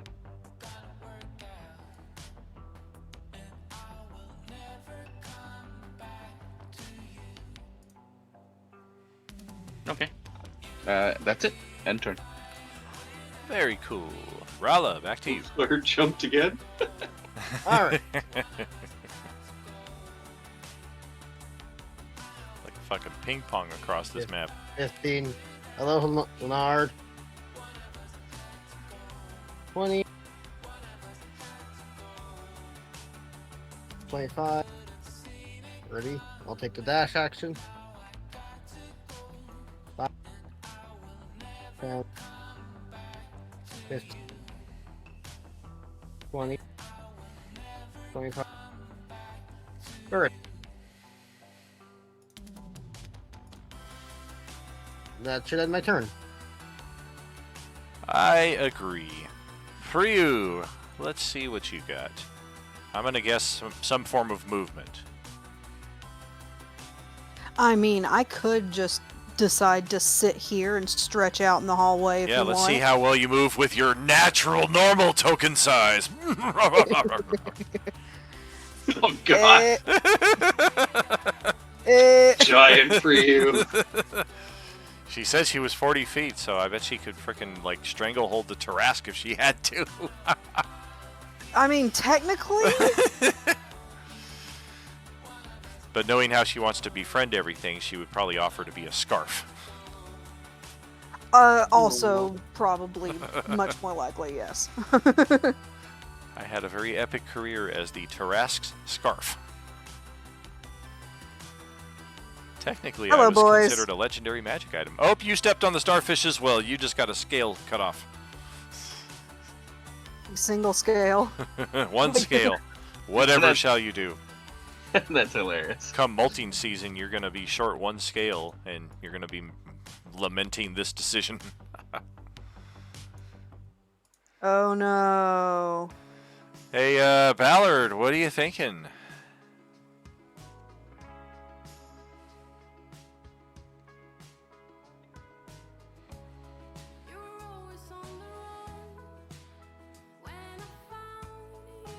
Uh-oh.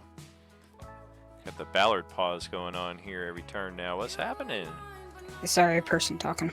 Gotcha. That's excusable then. Alright, I'm gonna continue down this hallway. 30. Oh. I'm just gonna try to, like, scream to get Lovelar's attention and just, like, point, like, where'd he come from. Yeah, there's no rational explanation as to why he's here, but he does hear you. Lovelar has this look of absolute confusion, and he looks super disoriented. He's like glancing around, like kind of stumbling and swaying, even if there's like no sway to the water or anything. I'm just gonna shrug the person, since I have scales and gills and stuff. I'm just gonna run back this way. I think it's, yeah, we're gonna run back up this direction.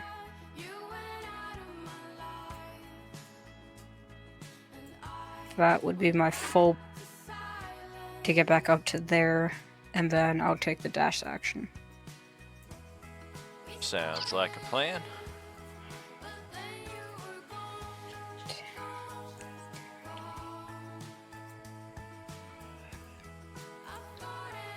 Deeper. Womp Okay. womp. I don't know what to go. I did. Have any clue. Didn't.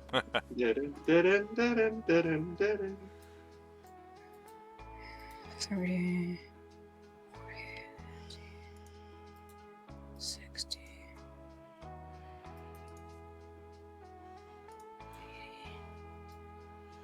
That's my movement.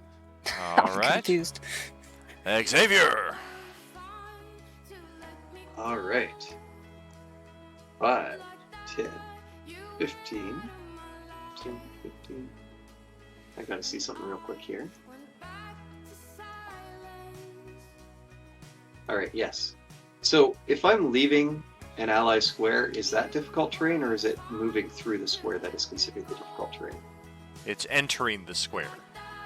Okay, so I went 15 feet to here. I'm going to use my bonus action to do my Rogue's Mantle to forward up to here. Okay. And then 20, 25, 30 to here. Lovelar's And like, what the then- hell just happened? He was like, bonus action. something just went in me. My action is going to be to double move, so then that'll be 5. All right. Hey, look at that. You found the other lever. Ballard found most of the chests. Xavier found both the levers. And that'll have to be the end of my turn, because that's as far as I can go. All right. Well, what's Lovelar going to do? Be confused as fuck. You hear a deep, haunting voice inside of your psyche. You are close to me, my child. Ooh, dislike. Cool. He's gonna fully break out into a dash. Find the passage that opens. God. Problem is, I don't have any of this mapped out. Yeah, your map probably looks really weird with how you've just been shuffled around. yeah. I don't know where people have explored. I don't know where people have gone. I'm confused.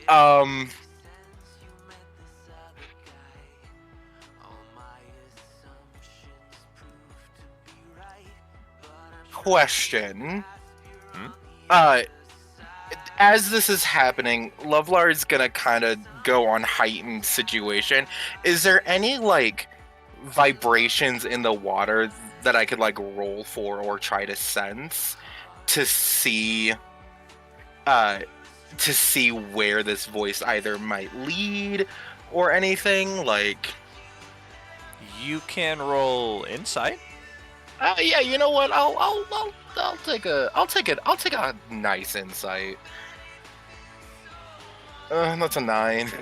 Not so nice. Not so nice. I have a +5. Come on, I beg of you. You kind of feel like it's gonna be, like south. Okay. I was thinking going south. Let me take a look. Did that use my action or anything? It did not. Cool. Okay. Then I'm just gonna bonus move.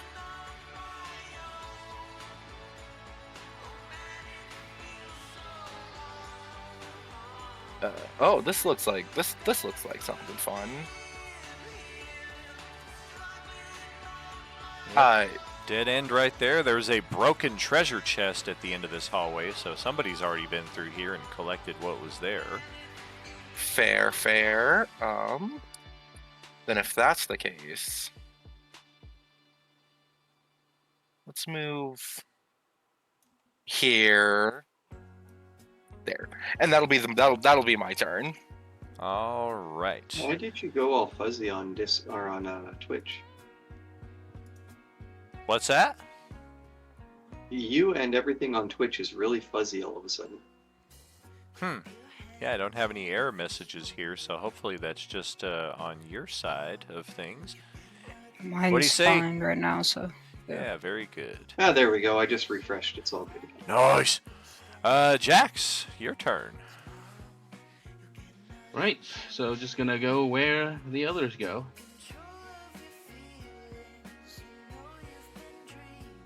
Get step around her. Yeah, don't step on the starfish. Save yourself the agony of a torn cuticle. So dashing now. Listen, that can debilitate you for a couple Weeks. of days, okay? Weeks if it gets infected. So what you're saying is if Xavier stands near it, we could have roast starfish for dinner.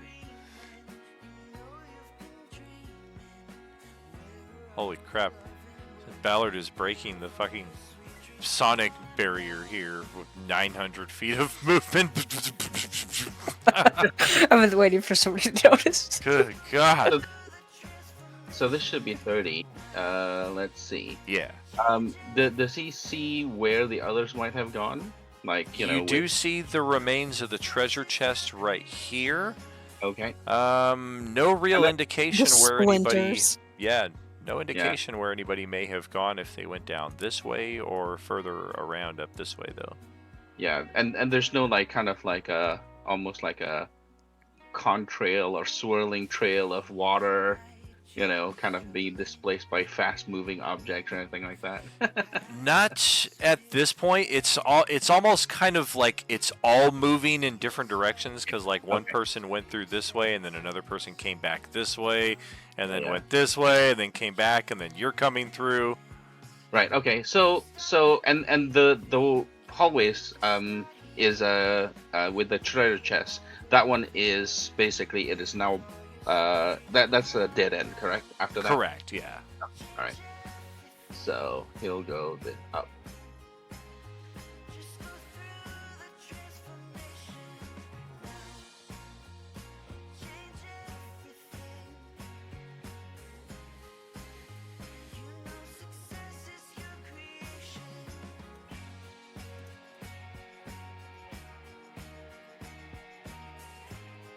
If he was looking for contrails or anything else now, he might notice a little bit from the bubbling or the warm water of Xavier at the end of the hall. Because I was the last one to go through that hallway. Yeah. Yeah, he is the only one that has gone through this hallway recently, so there is some disturbance like right here around the corner. Okay. All right. Yeah. So Jax is gonna end his movement there because that's it. All right. And back to Rala. Okay.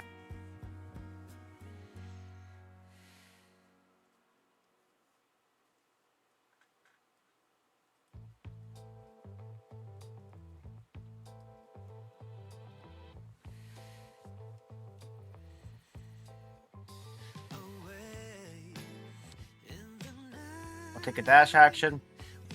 All right. Oh, at an end.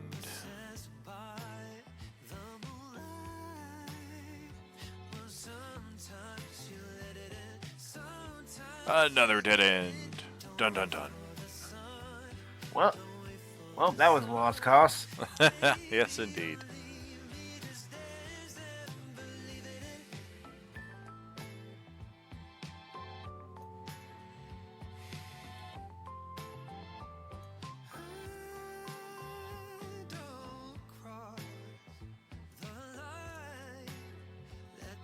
I believe that should end my movement or something.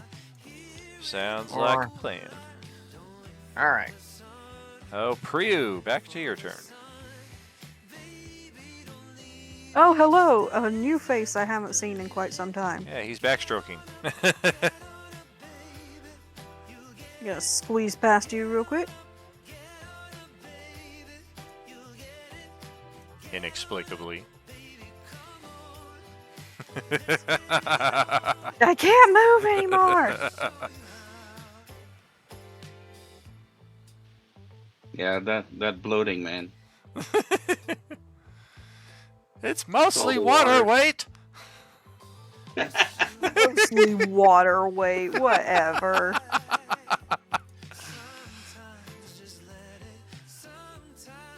Alright, I think that's the end of my movement. Of both of them. That Seinfeld episode. Hello! Mostly water, wait! Ballard, over to you. People about to get run the fuck over, probably. Oh, I think he used all of his movement on that 800 and some odd thousand feet of movement. He did his was next doing up 9 there. rounds, or no, his next round and a half of movement, I think, is more apropos. 50, 60, 50, 55, 60, 70. That's 70 bonus action dash, or not bonus action, sorry, full action dash.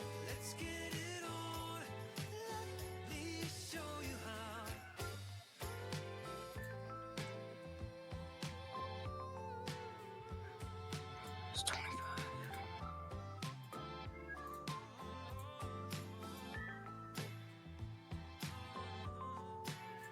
Alright, is that door open? It's still closed tight. Damn. It's about to open, though, because Xavier goes right after you, and he's at the lever. He just didn't have enough to get there last round. Ah, I thought he opened it. Yeah, it's closed. Okay. He found it. Lever, Kronk. Lever! Alright, well then I'll just end my movement there. I still have like 15 left. But... Alright. Xavier. Alright, I'm going to move 5 feet up. Pull the lever. Listen for ripples or sounds in the water. And that will indeed abre la puerta. Let's scoot that on down right here. And reveal. First and foremost, let's do a little bit of that. And then open the door. Then we'll open the door for Ballard. How the hell is Lovor down there? That's a damn good question. Yeah, there's a very large and very disturbing statue. Maybe it's made of clay. It appears to have some kind of life to it. Like maybe it's a golem. But this is not anything any of you have ever seen before. There's somebody in our in Streamland who, if they're actively watching right now, might be like, "Holy shit!" For Ballard, let's have you roll a Wisdom saving throw. All right, that is that's not good. Is 23 your final answer?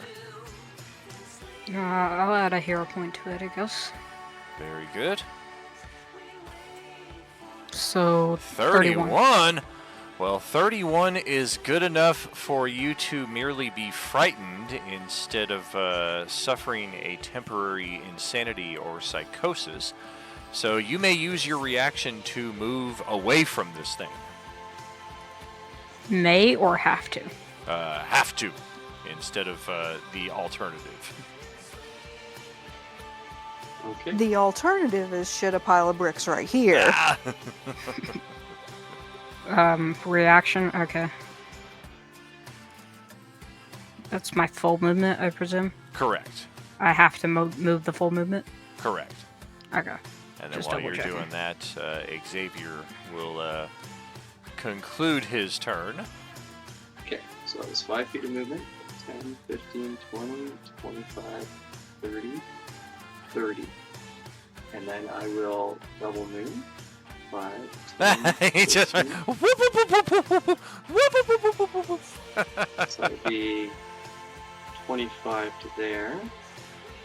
As Xavier passes me, can I like gesture at him to see if see if I can convey through gesture, like, is there anything worth going down here for? He shrugs. Only a lever I pulled in that one tunnel. Did you see where Ballard went?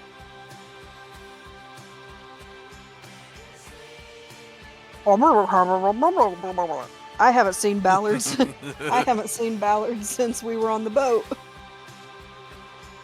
Yeah, he was the first one to go, and he just immediately ditched half the party, and nobody's seen him since.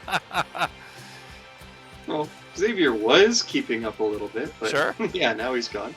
So yeah, that was 5, 10, 15, 25 movement to there. Then I'm going to, I guess, use my bonus action to teleport to here and finish off my movement there. And that'll be the end of my turn. That felt like that Futurama episode when they gained superpowers and the villain is the druid that controls animals, and he's like sends the bird to fetch the item that's like within a hand's grasp, like you teleporting that 5 feet. That's what it felt. That seemed unnecessary. Well, I would have went further, but I don't know. Could I have looked around the corner and teleported down further?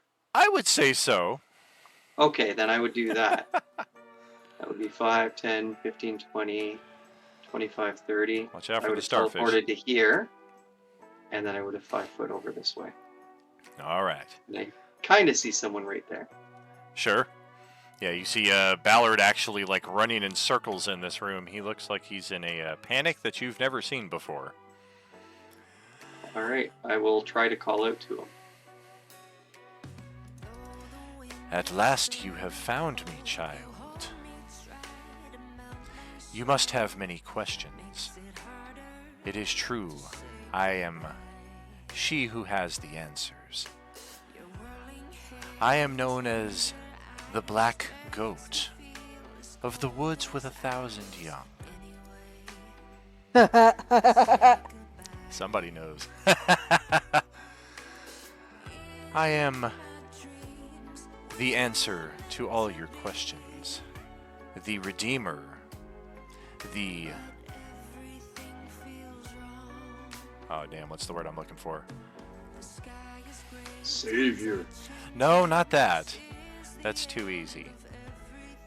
Prophet? No. I'm trying to think of a fancier word than what I'm thinking of, and I'm just stuck on the original word, so I think I'll just go with it instead of stalling any longer. What's the original word? Yeah, the fixer of that which is broken inside your psyche. If you embrace the teachings of the Black Goat of the woods with 1,000 young, you will find this torment at last at its conclusion. This is a choice I offer to few. What say you, Lovelar, Ithro?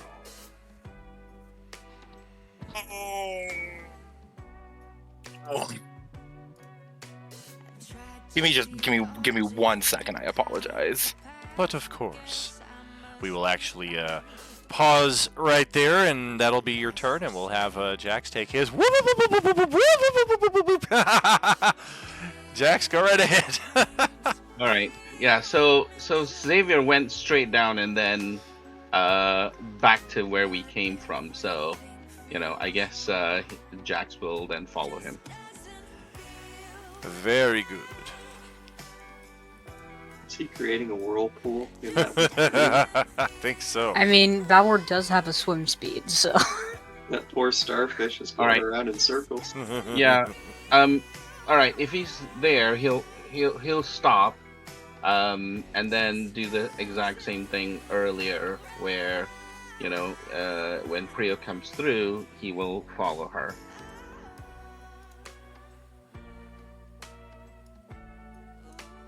So end turn. Rala, back to you. Okay then.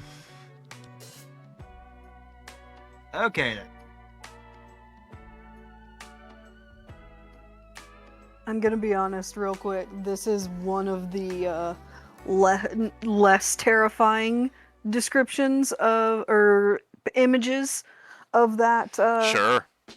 Want to take a Yeah. dash action? Is that from Overlord? That is from Lovecraft. Yes, Oh, this is hi. an HP Lovecraft reference. I don't know if we'd be allowed to say the proper name on Twitch. Yeah, I'm sure we could, but you gotta be very careful. Yeah. Maybe almost intentionally mispronounce it so that you don't get flagged. That's why I defined her as the goat of the woods with 1,000 young. Or the black goat of the woods. I know the All Mother is another Yes. acceptable name. So, That is true. That is true. And also linked to a character in our Wednesday table.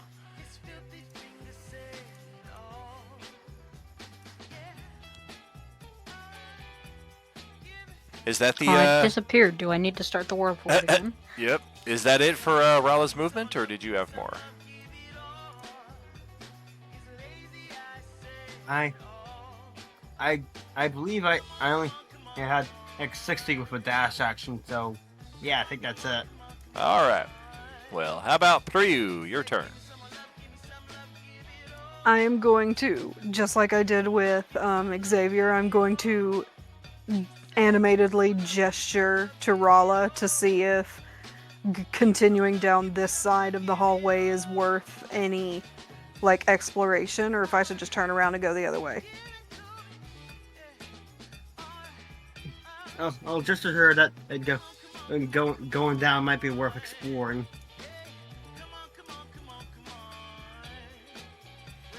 Oh, Mr. All Timer. right, then I will Do it. go the other direction. Since the others are filled with dead ends.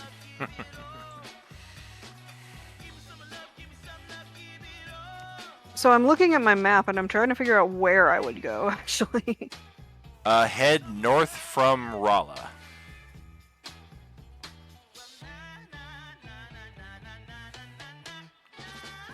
Not that one, though. The one that Rala's in front of. Got it. That one leads up to the lever that's already been pulled. And as soon as we establish that it's lever and not lever, we can proceed.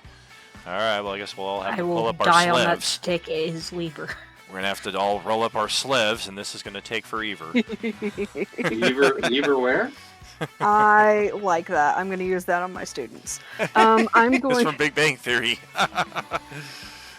I'm going to kind of like tap Rala, and I'm going to point up in like this direction and kind of shrug or question mark, you know?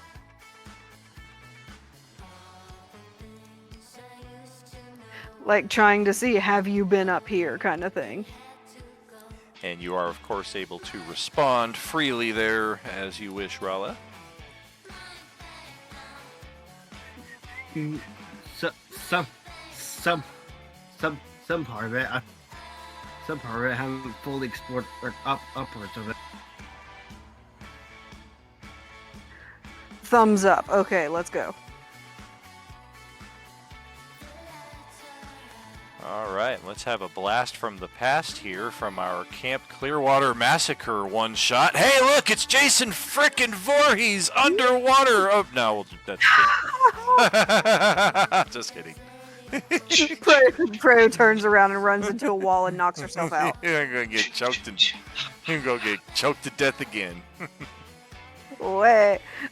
So what am I actually am I actually seeing Jason Voorhees? No. Feel free to proceed. Okay. So I'm going to, I don't know if it would be a movement or whatnot, but I want to peek around this corner before I continue forward. It would not take any movement to peek around the corner. Okay. You see a big yellow lovely. Yeah, look at that. A big yellow radioactive biohazard, whatever we're calling it this week, barrel right there. Radioactive would be more correct, though. Uh-huh. There is something suspicious about this barrel, though. Like, I mean, obviously, why is it here? And it's very wildly out of place. It's behind two locked passages that seemingly haven't been opened in forever. Like, it's just very, very weirdly placed.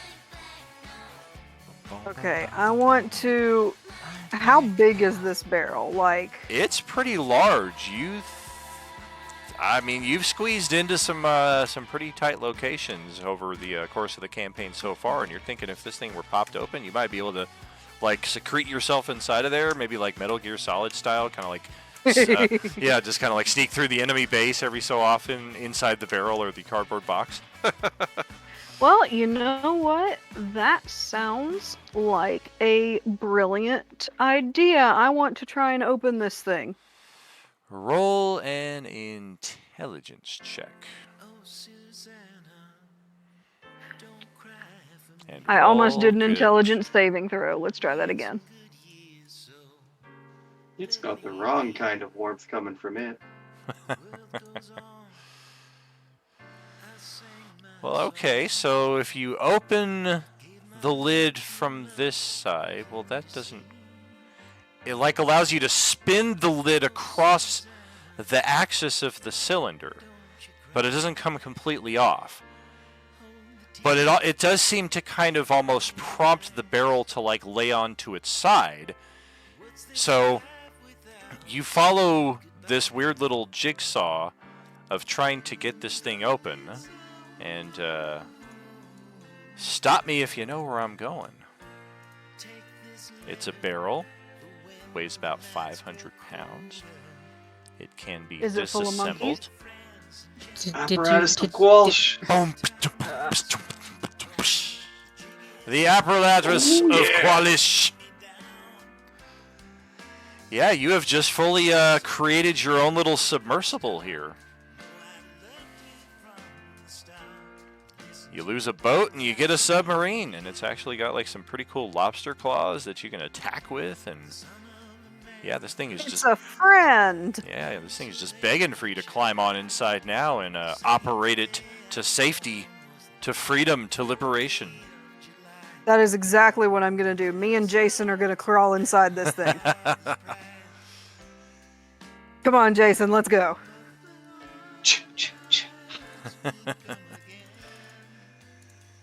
I've seen Saw 2. I know what's gonna happen next. Oh, I put it on the map layer. That's why it's not moving. There we go. Swap that out, and oh, there it goes, all by itself. Try this again. Crunch, crunch, crunch, crunch, crunch, crunch, crunch. Hey guys, look what I found! She just tears through the walls here. I'll take off the dynamic lighting here as necessary, because yeah, she just ripped holes all the way from the one side of this chamber to the other. Damn. Guys, look what I Yeah, found! you guys can see clearly all the way to the other side. There's room for all of you. I did not see anywhere in here, unlike previous editions where it specifies maximum occupancy, what it does specify is breathable air capacity divided by the number of creatures within. So I think it's got 8 hours of breathable air divided by the number of creatures within, so you guys will have roughly about an hour inside of here, and then of course with water breathing and what have you, that extends our options dramatically, but this is a pretty cool find. Woohoo! Good So work. what you're saying, as long as we ride in it with our heads out the windows, we're all good. Exactly, That's what I was strangely enough. thinking. Come on, guys, climb in. The not water is fine. The radioactive juices are fine. And I think at this point we will close the initiative.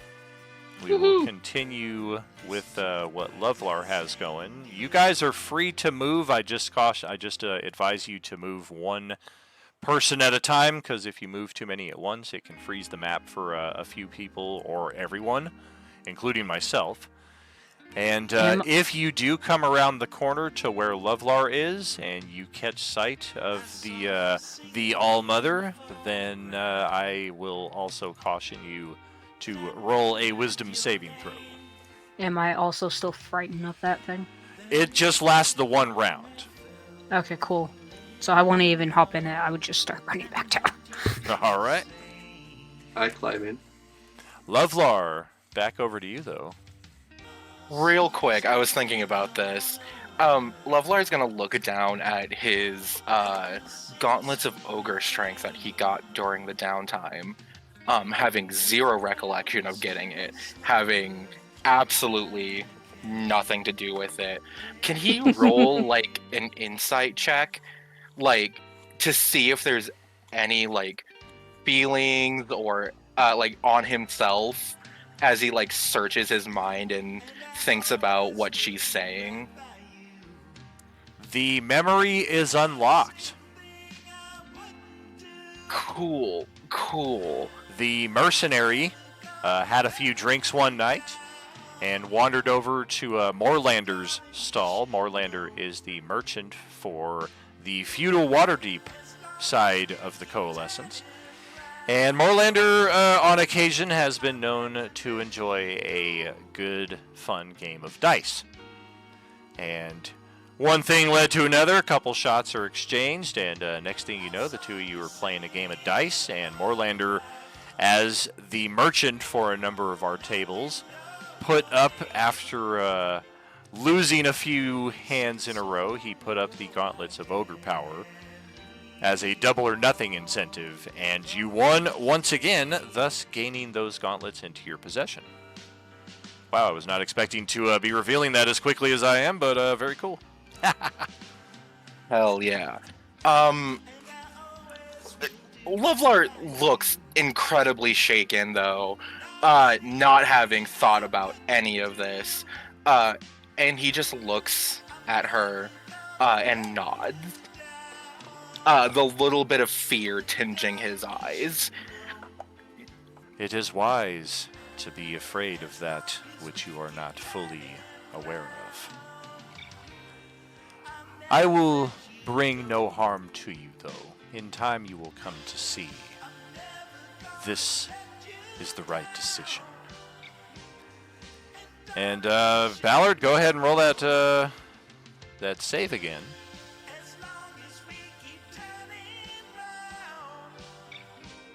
And that's even lower than before. 22. That's considerably lower than before. Well, now we're going, what insane, got no brain. Insane in the membrane. Insane in the Insane in the brain. Let's play around here.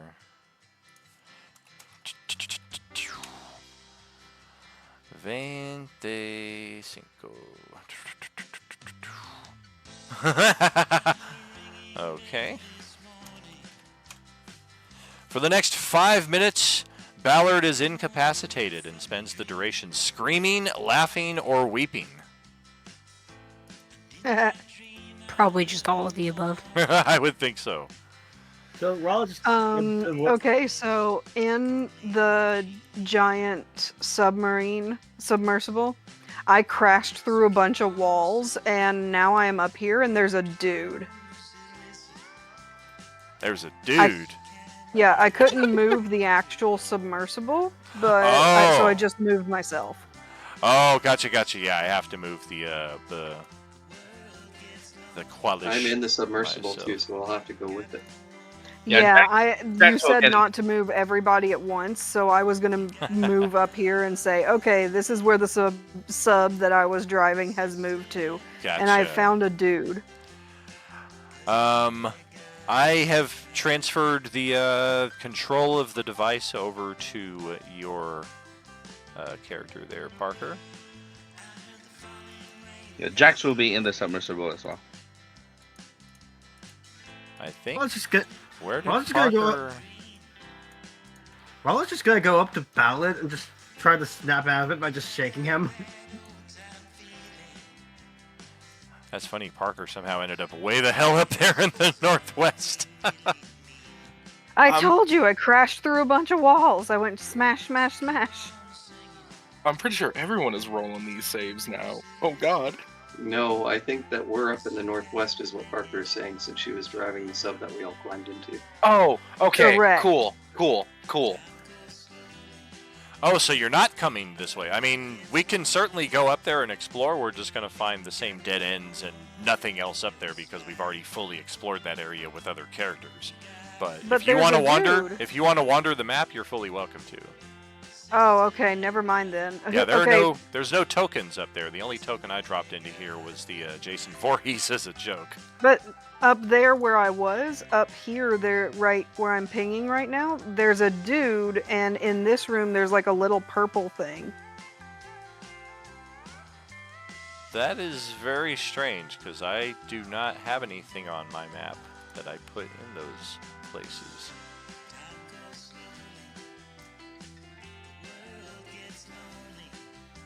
Well, either way, I'm in the submarine with her, so wherever she goes, I guess I'm going. Yeah, and at this point, once the statue or the manifestation of the black goat of the woods with 1,000 young vanishes, we are now witnessing the final opening of this wall right here. Get rid of that. Uh-oh. And there we go. Behold, gentlemen, Well, that's quite interesting. What is that? Okay, it says though. It's shiny. I mean, it's an egg, I want it. which is of particular interest if you happen to be of a species or a race that might associate with an egg, such as an Like a Aarakocra. Or like a snake who eats eggs. I think my token just disappeared. Yeah, don't eat that egg. That's bad for digestion. I'll take your word for it. Can I roll an investigation on it? You certainly can. I would encourage Priyu to head around the other side to the other shrine. Aw, but I want to take the egg. Oops, wrong one. You're no Wrong one. fun. Oh, but I left a little goodie for you over in that room.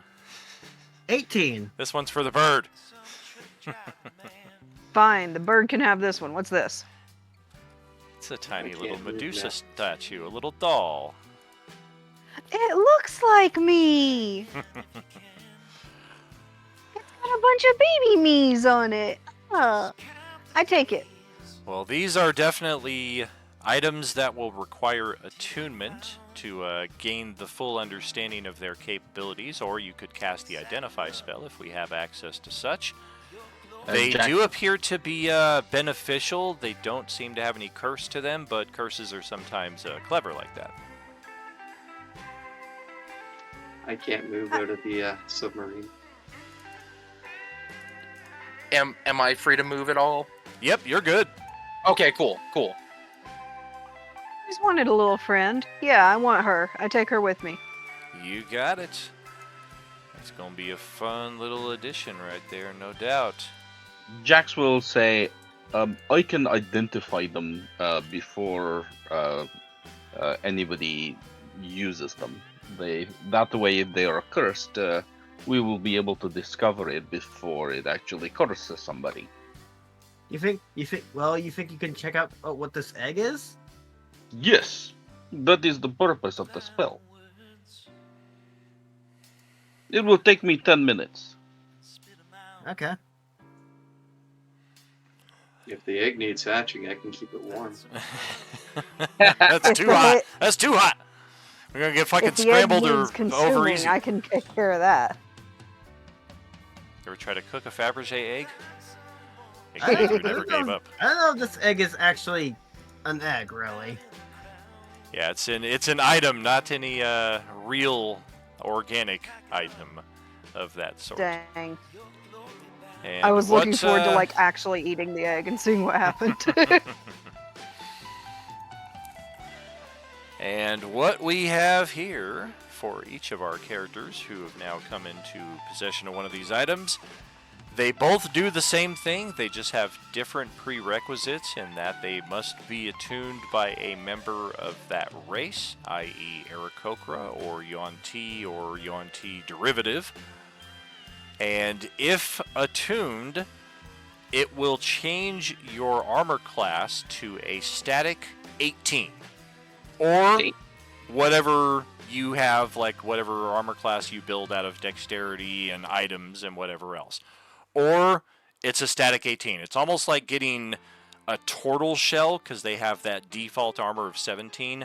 Or they can choose to try to get their armor class through other sources. This essentially gives you that option right here, because you guys have got some pretty piss-poor armor classes, and not a lot of magic item attunements right now, so this is very valuable at this stage of the game, and of course, if later on you guys get new magic items that make these less useful, then you can always unattune from them. Yeah, so Jax I tells don't you know. what- I think an armor class of 18 would be very nice. Oh, definitely. Yeah. Yep. I think once I get inside the cell, I could probably try to start attuning to it. And the attunement will take an hour, so we will need a short rest at least. And then what's the other item? They both do the same thing. Oh, okay. The Got doll and the egg. They just, one of them is for an Aarakocra, one of them is for a Yuan-Ti. it. Yep, and that's what he tells them. See, here's the something down thing that the way? I'm struggling with is If I have to take an hour out of my time to attune to this thing, that means I have to stop driving the machine. And I mean, I don't know who I could trust to drive this machine except for me. I mean, who else would be quite the agent of chaos as myself? Try the barbarian that runs 140 miles or 140 feet per turn. You know what? There you go. Drive it through a wall. Please and thank you.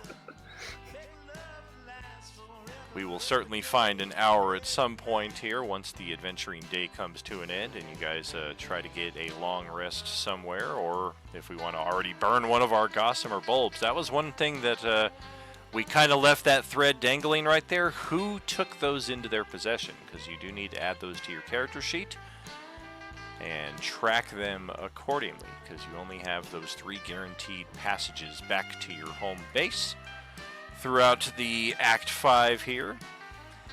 It is also worth, in Lovelar's case, while there is no specific item out here, that Warhammer that you found earlier has now taken on the additional properties of A, requires attunement, B is now a +2 Warhammer, and C, similar to the items that our other friends out here found, will give you a static armor class of 18. Cool. It's just a +2 Warhammer, because I already have an armor class of 18. Oh, What's that? bitchin'. Yeah. I just now have a +2 Warhammer. Nice. If no one else is going to take them, I can put the gossamer bulbs on my sheet. Yeah, I was gonna say if nobody else wants to pick them up, I'll put them in my bag of holding. But yeah, go ahead and pick them up. Yeah, just make sure to treat them especially fragile. Maybe Burning Man is not the right source. They look like they might burst just being in his hands, even though he has no like obvious mechanical effect to where he burns things by touching them. They just seem to be that fragile, so be careful. Maybe it would be better Lovelar's if Tyler pretty taken them. good at organizing packs and everything. Don't ask why. So if you want to give one to him, he can handle it. Might be wise not to keep them all in the same place. There is a reason that they are in item form, because they Well, just like how any about- item, like they are subject to a variety of eventualities. How about we stick one in my haversack then, one in Ballard's bag of holding, and then Lovelar can carry the other one. I also have Works for me. Very cool. Yeah, however you guys want to do it, write them on down. We got 4 potential options here and 3 items, so yeah. What are these things called again? Sorry. I would just define them as a ethereal gossamer bulb. I just put gossamer bulb, is that okay? That's fine. Unlikely we'll come just across put- anything else with that kind of description. Yeah, I ethereal just put in bulb the is gold kind of what I put. egg, really. Yeah, as far as yours is, it would be the like some kind of egg. I didn't actually like define a name for them. I probably should have, but yeah, like Medusa doll and Fabergé egg of vulnerability. decorative or Fabergé egg would definitely be something fitting in that respect. I was wondering how you were going to ask us to put that in. And as far as this southern egress right here, this will lead us out of this cave, back into the open waters, where thanks to our apparatus of Qualish and our ability to breathe underwater, the apparatus will mostly help with the pressure equalization, because we are pretty low here in this lake floor side labyrinth here, so the apparatus will again help with any unfortunate effects you might have from a quick ascent. 2 questions. Baby's got the bend. Question number 1. How much does the Medusa doll / Fabergé egg weigh? 1 pound. Okay. And the second, this thing is obviously strong enough to withstand like the various zombie attack things, right? Well, you're thinking It's got a decent defense, but if like a substantial force of zombies like laid an assault on this thing, you would probably be worried about its integrity. It's a legendary magic item though, so it's likely to stand a severe amount of punishment. Okay, so like coming up through the ground, we're not just the zombies aren't gonna just blow it up like the Leviathan just did, kind of thing. Definitely not.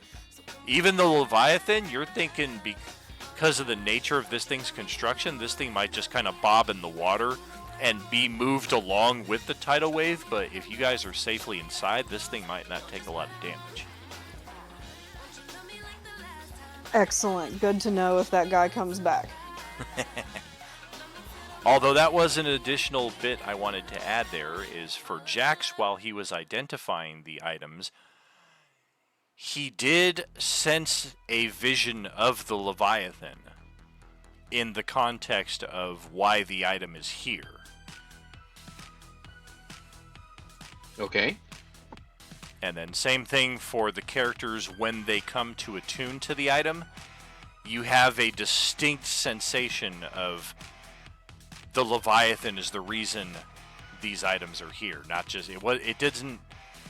Once the event is completed, it feels less like this was a random thing that happened to us while we were sailing across the lake, and more so like this was an event of destiny that kind of forced us into this position. We just stole the from the Leviathan's toy chest, is what you're telling us. No, the Leviathan invited you into this like Santa Claus. yeah, He gave this us holy a present. place. Right, exactly. That's why even though it damaged your ship and damaged all of you, you guys all awoke at full hit points. Nothing assaulted you in here. Nothing tried to hurt you. There were no traps. Everything you found was positive and only affected your party in a positive way. Ooh, and I mean Ballard. and what was the bonus for getting all 3 chests? The Phoenix Down feather that was found in the final chest. Oh, okay, got it. Well, There are 10 everything down different here was levers on this beneficial. apparatus that we Ballard can over play in the corner, rocking and sucking his thumb. I have no idea what happened to him. I just tried slapping him across the face multiple times, but he just won't snap out of it. Should I try a witch bolt? So our apparatus of Qualsh actually has 10 different levers in it that do different things. With the identify, I'm assuming we know what each of the levers do. Yep. Beautiful. Should I try a witch bolt to snap Ballard out of it? Nah, that'll probably no. Use the orange peeler version. I am no zombie. Fuck off. Yeah, but it does more damage.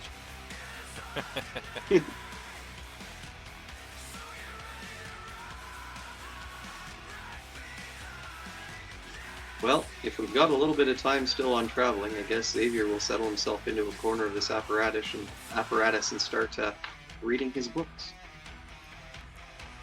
Very good. Once we get out of the cave and make our way back to the surface of the lake, Verismail is not a incredibly long journey. The entire passage is only about 15 feet from one side of the lake to the other. Apparently, I lost my scale when I created this new map right here. 15 feet travel. Yeah. I could have walked that. Yeah, exactly. There you go. We could just like take a hop, skip, and a jump over this ain't lake. exactly the Mississippi. I'm on the east bank. I'm on the west bank. Oh, man. Yeah, each hex is supposed to be 3 miles, actually. If I open this up right here, you guys should be able to see this. In fact... 9 miles in total, then, basically. Exactly. It's not an incredibly long journey. But yes, all the way down to here. That is your map marker and your scale indicator as well. I will correct that in the settings menu later on, but our stew crew here can at least get out of Turtle Cove make it through a most unlucky passage, which, how unlucky was it really?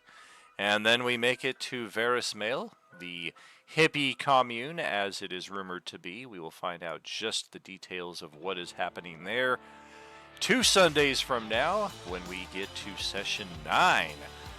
Thank you very much, friends. This was a fantastic return. I enjoyed watching a little bit of Labyrinth action. That's always a bit of fun on my side, and the Labyrinth actually got a fair amount of life out of it, considering how small that map was compared to other Labyrinths. I didn't anticipate it taking half the session as it did. I thought it might take like a quarter to a third of the session, but even still, a lot of fun to get through there, get some items in the hands of people who really need them, even out our offensive and defensive capabilities here amongst the group, and get ourselves set up again for the continuation in 2 weeks when we get to Nadiar Keep. If any of you were itching for some combat in our return tonight, you will not be waiting long. In 2 weeks, I've got a lot of it ready for you. Thank you very much, friends. I hope you enjoyed our session tonight. Thank you very much, Streamland. Solid turnout tonight. Looks like we have between 12 and 19 viewers at any given point. So much appreciated there. Checking us out on Twitch, on YouTube, on Facebook. We are back Tuesday night. It is the start of a brand new campaign. J-Man, our only other approved game master here at Role Playing Unlimited, is starting a new campaign. Yours truly is a player in this campaign. I am playing a something in Aarakocra Bard. And we'll see just what kind of shenanigans we can get into 6:30 p.m. this coming Tuesday Pacific time. Thank you as always, friends. You know that this community is entirely all because of you. It is true what I say, there is no argue without you. We will see you next time around, friends. Thank you. Have a good night. We Good made night. it through the Have a good night, wilderness. y'all. Good night. Are you with us? No. Have a good night. I'll see you on Tuesday, Daniel. Thank you. Good night. Do do do do do.